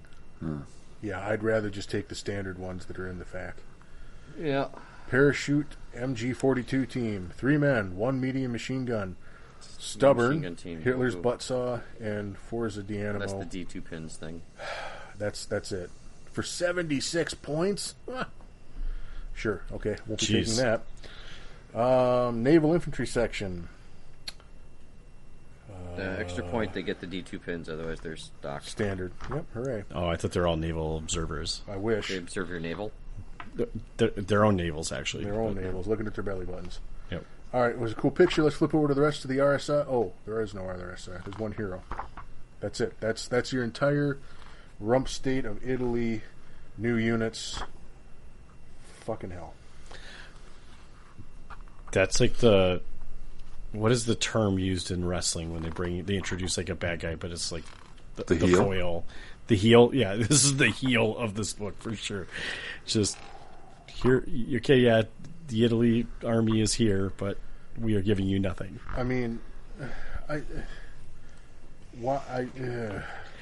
You know, why? Why bother? Just use the old Italian rules.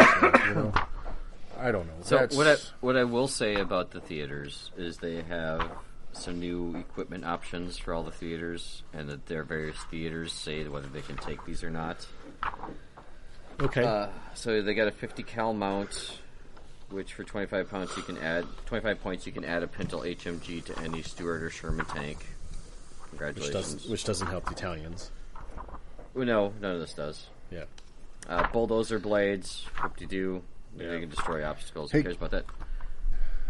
Hey guys, remember that cool armored truck that was in Soft Underbelly? That I was wondering, hey, what's that model? We're going to see it. Yeah, it's not fucking in here.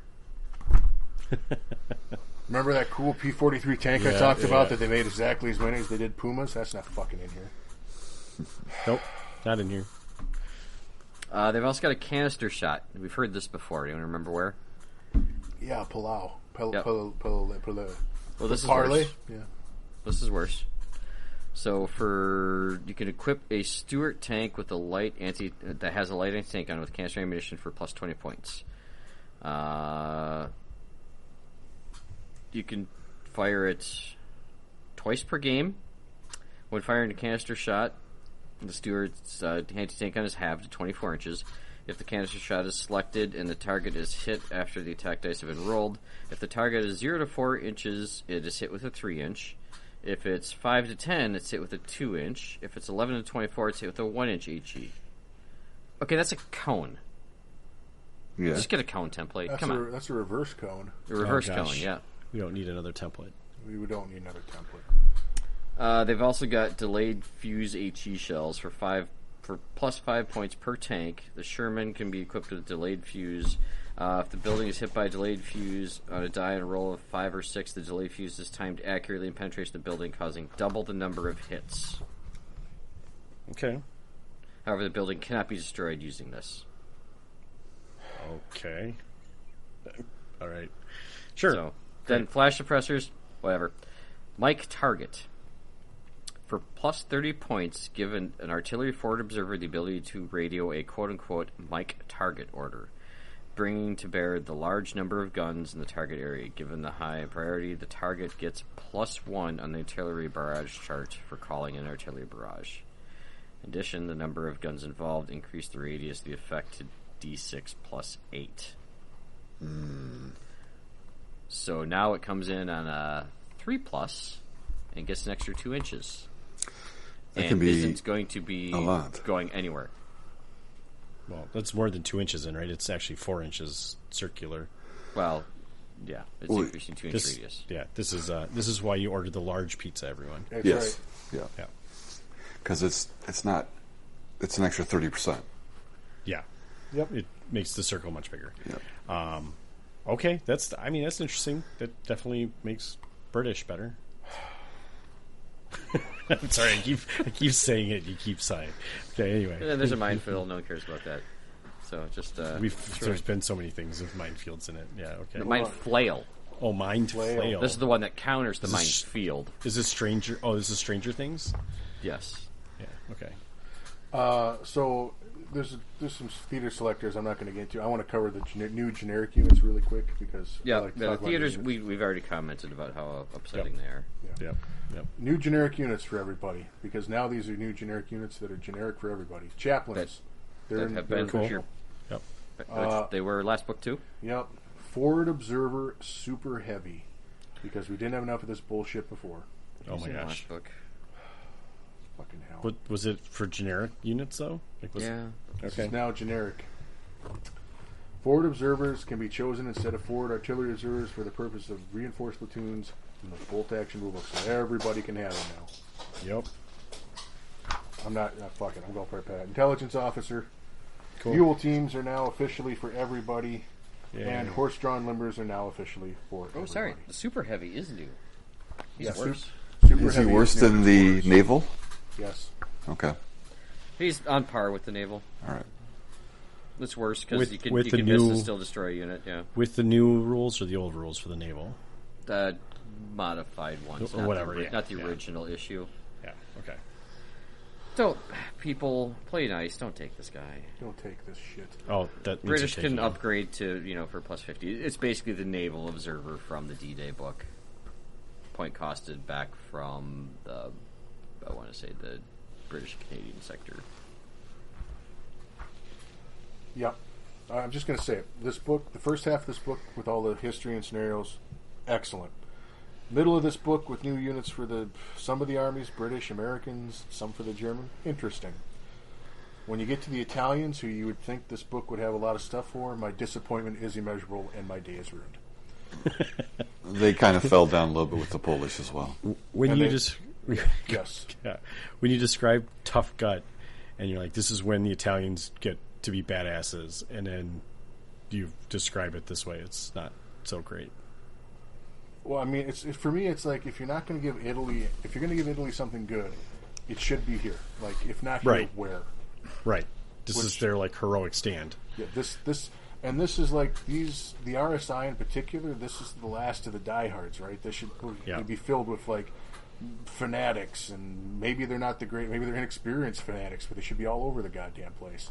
Sure. Right? They should have the couple extra things they had going, the P-43 tanks. They should have the armored car truck things they had. There's all kinds of stuff they should have in here that's not here. And if it's not here, I don't know where it's never gonna come into the game. Sure. That's frustrating. For sure. I don't know what it is, except to say that I think Warlord Games just fucking hates the Italians. That's about all I can say. Alessio is Italian. Well, but he didn't write this book. He didn't write I this. suppose. And I suppose. And I don't know if that's the book author's fault either. I don't think they get to decide what units exist. Or maybe they do, and there's some creative control. I don't know. I imagine there's some give and take there for sure. It doesn't make a lot of sense to me. I don't understand how Italy has been neglected as much as it has. Especially like they got some pretty freaking cool new models. Yeah. Come on, like exactly. It's if their old rulebook sucks, fine. That's sort of an oversight because no one knew bolt action was actually going to be any popular. I can understand that, right? Right. But we're like 6 years into this. People have been clamoring for plastic Italians. We finally got them. I've never seen a company work harder to not sell miniatures that they make. Like, right. Well, I mean, to not, from a rules perspective, make you excited to procure the miniatures. Right. So, I mean, they're working to sell them, but they're not doing it through the rules. For the record, I still haven't found that well-supplied special rule. So, is that the one where you get extra pasta? No, that was one of the rules that some unit got that I'm like, okay, it's on page this. Nope, it's not there, and I have not found it anywhere yet. Yeah, well. I'm done looking. So they do also they reprint some special rules that are found in your appendix. In case you don't read there, of course, it's pretty far. Well, your appendix is pretty unnecessary in your body. It so doesn't there's do a lot. the multinational forces. This is basically how to play all the scenarios they have. They included in here. They do add an allied cooperation where, unlike in the appendix, if you're on the same side as allied forces, you can snap to action your other allied units, which is kind of cool. They add something completely unnecessary, which is these ad hoc rules, which basically allow you to have the base requirements of a unit and pay half the cost. So if your unit's normally base 6, you can do 3 guys and pay the 30 points instead of the 60 points. Why? Reasons. Oh man, it sounds so bad. Reasons, history.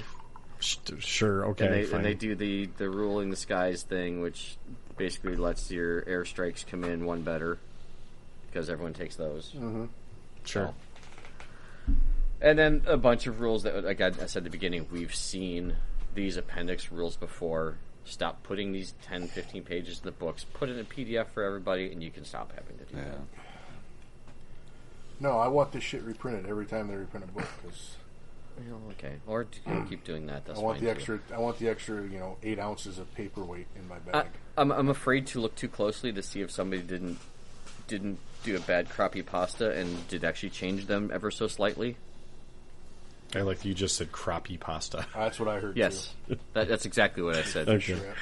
I'm going to be honest with you. I've set the book down now. I'm too disappointed in the Italian section to even keep going with this. Jesus Christ. So I will say, if you invested in the first one, get the second one. Hope you're not playing Italians. I will also say if your main army is Italians, I will tell you right now, don't bother. Get this for the Cool's history stuff. Yeah. Get this for if you play British or Americans, get this book. It's cool. There's lots of neat stuff in there. Even the Germans have some neat stuff. If you're an Italian player, I would not bother. Jeez. At least not for the rules. For the history and the scenarios, go for it. So there's 5 less books sold for sure. Yeah. Right? Yes. That's frustratingly. No, that's a frustrating oversight as far as I'm concerned. And didn't we say we were going to not be? We did say that, but then immediately, yeah, it's frustrating. Well, I feel fairly safe complaining about this since this is the published book, and I don't have to worry about someone being like, "Oh, you had an early draft that we fixed this stuff in, right?" Right, which has this is a hard copy in our hands. Yeah, I paid money for this. Money for, yeah. I paid money for this, and honestly, the first half of the book's probably worth the price of admission, but that doesn't mean yeah, exactly. That doesn't mean the game didn't go 18 innings and we had the center fielder trying to pitch, and it was just fucking garbage by the end. I don't know if there's an appropriate cricket translation for that. I liked it. That's like you've been playing soccer football for too long, and your forward's now the goalie. Yeah, something like that. Yeah. There you go. For those they non-baseball players, they don't want to go to penalty kicks. They just want you to keep playing overage time or whatever, and it's like a whole other 90 minutes. And you're like, for God's sake, just keep adding. The sun's coming up, and you have to keep playing. Right. Yeah, that's frustrating. So, well, whatever. I mean, they'll do it again. They'll do another book. 2 months till Case Blue. Case Blue comes out soon. Yep. And here's the thing. This is probably why my opinion on this is colored so bad. I bought a ton of Italian stuff when it came out because it looks. You did. Cool. Yep. Do you think I have any motivation to put any of this shit together reading this? No, I don't. Not so much. Maybe Case Blue will have something cool in it. That's what I keep saying. Maybe next year we'll see something cool for Italians finally. I don't think so, but you never know. I mean, probably not. Who knows? Yeah. Who knows what's going on? I have no idea. I haven't seen. It feels like they are in weird cycles. They'll go in fits of releasing books and then they'll stop, and then they'll do it again, and then they'll stop. Yeah, this was no regularity. I thought when we talked to John, this was originally supposed to be like early summer or something like that. Mm-hmm. I mean, early summer where? Was it Easter? Was Soft Belly already out before then? I forget how long Soft Belly's been out. I thought Soft Belly came out pretty close to Operation SNAFU last year. Yeah, okay, yeah. Then, this one was supposed to be like Easter, so April time frame, which didn't happen. Obviously didn't happen. Yeah, because John had the new Italian sprues with him. Yes, right. He did. And that came out with that book. Yep. Essentially. Yeah, he had a couple copies before their official release, which is kind of cool for some of the players to get that. Yes, yeah, that's right. He was giving them out. Yep. No, not giving. Oh no, he's selling them. Yes, whatever. He was selling them, and threw one in our prize pool too. Yeah. So nobody, he was not giving anything away. Yeah, you either paid the iron price or the gold price or silver price, whatever that rule was. Yes. All right. Well, I mean, there's always a chance the next one's better. Who the hell knows? Well, it involves Soviets, so and it doesn't involve Italians. No, there's Italians in Case Blue. There's Italians in Case all right, Blue, okay. yeah. All right, fine. It's Eastern Front Italians, which isn't Italy's best showing, so who knows? Yeah, it's that push like to super awesome. Stalingrad. So. Okay. Oh, okay. All right. Okay. Yeah, all right. Hey, on the bright side, to the best of my knowledge, there's no British units in Case Blue, so there shouldn't be a new version of Gurkhas. I mean, well, they're trending. They're trending in a healthier direction. They are trending in a healthier direction. No, they're not. It's getting annoying. Stop patting his poor Gurkhas. Oh, jeepers, Jiminy. Oh well, it's. I mean, all right. Do you want to kick her one more time? Or you want to pick the saddle up? Oh, I mean, I'd kick it all night long. Okay. As they say. All right, we got anything else we want to talk about before we leave? I got any more tangents or? Sign up for Operation SNAFU in the Recon Rumble if you haven't already. Get the spots there starting to fill up, and prize support starting to roll in. So, good time to do it. All benefits great people, Toys for Tots, and of course, you get to have a crap ton of fun. Yeah, and we're gonna have lots of fun. Mandatory fun. Yeah, if you get this far in the episode and you have an opinion about T-shirts and you're coming to Operation SNAFU or not coming and you would just like a T-shirt, hit us up on Discord so I know because I'm trying to figure out whether we do it. You can also do SNAFU Podcast 2017 at gmail.com. There you go.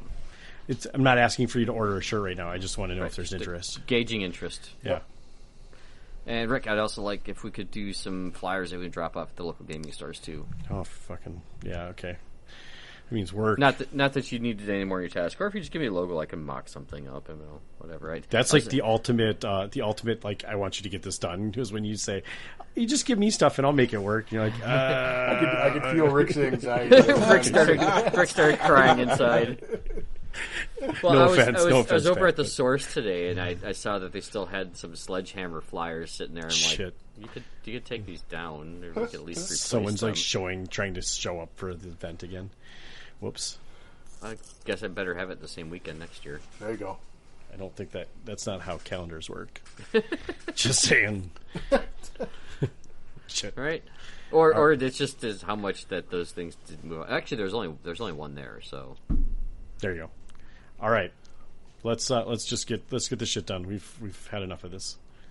Let's go. so let's all to go bed. grab our Tums and be good. Settle our tough guts. I'm going to eat a tablespoon of salt. I don't know if 'cause it's why going to not? help you.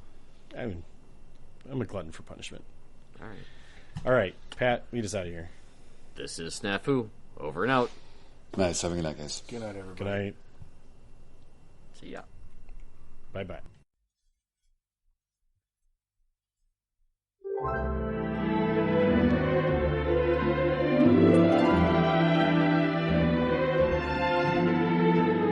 I meet a someone each day who's never sad, who's always gay.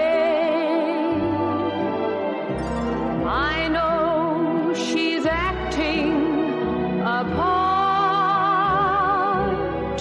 You can see what goes on in her heart.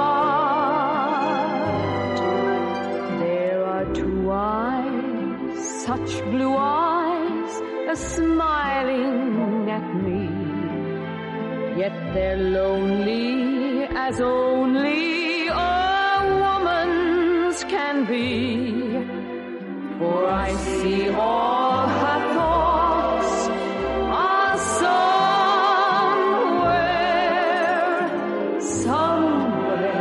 in France with you. While she's talking of no one but you. She's so proud, oh so proud of the things you will do. I can see all her love is somewhere in France with you. And when your letters come, they bring a smile, a tear, each one a sweet souvenir. Only one of a million who'll never complain, for she knows that the sunshine will follow the rain. Every beat of her heart will always be somewhere in France with you. And when your letters come, they bring a smile, a tear, each one a sweet souvenir. Only one of a million who'll never complain, for she knows that the sunshine will follow the rain. Every beat of her heart will always be somewhere in France with you.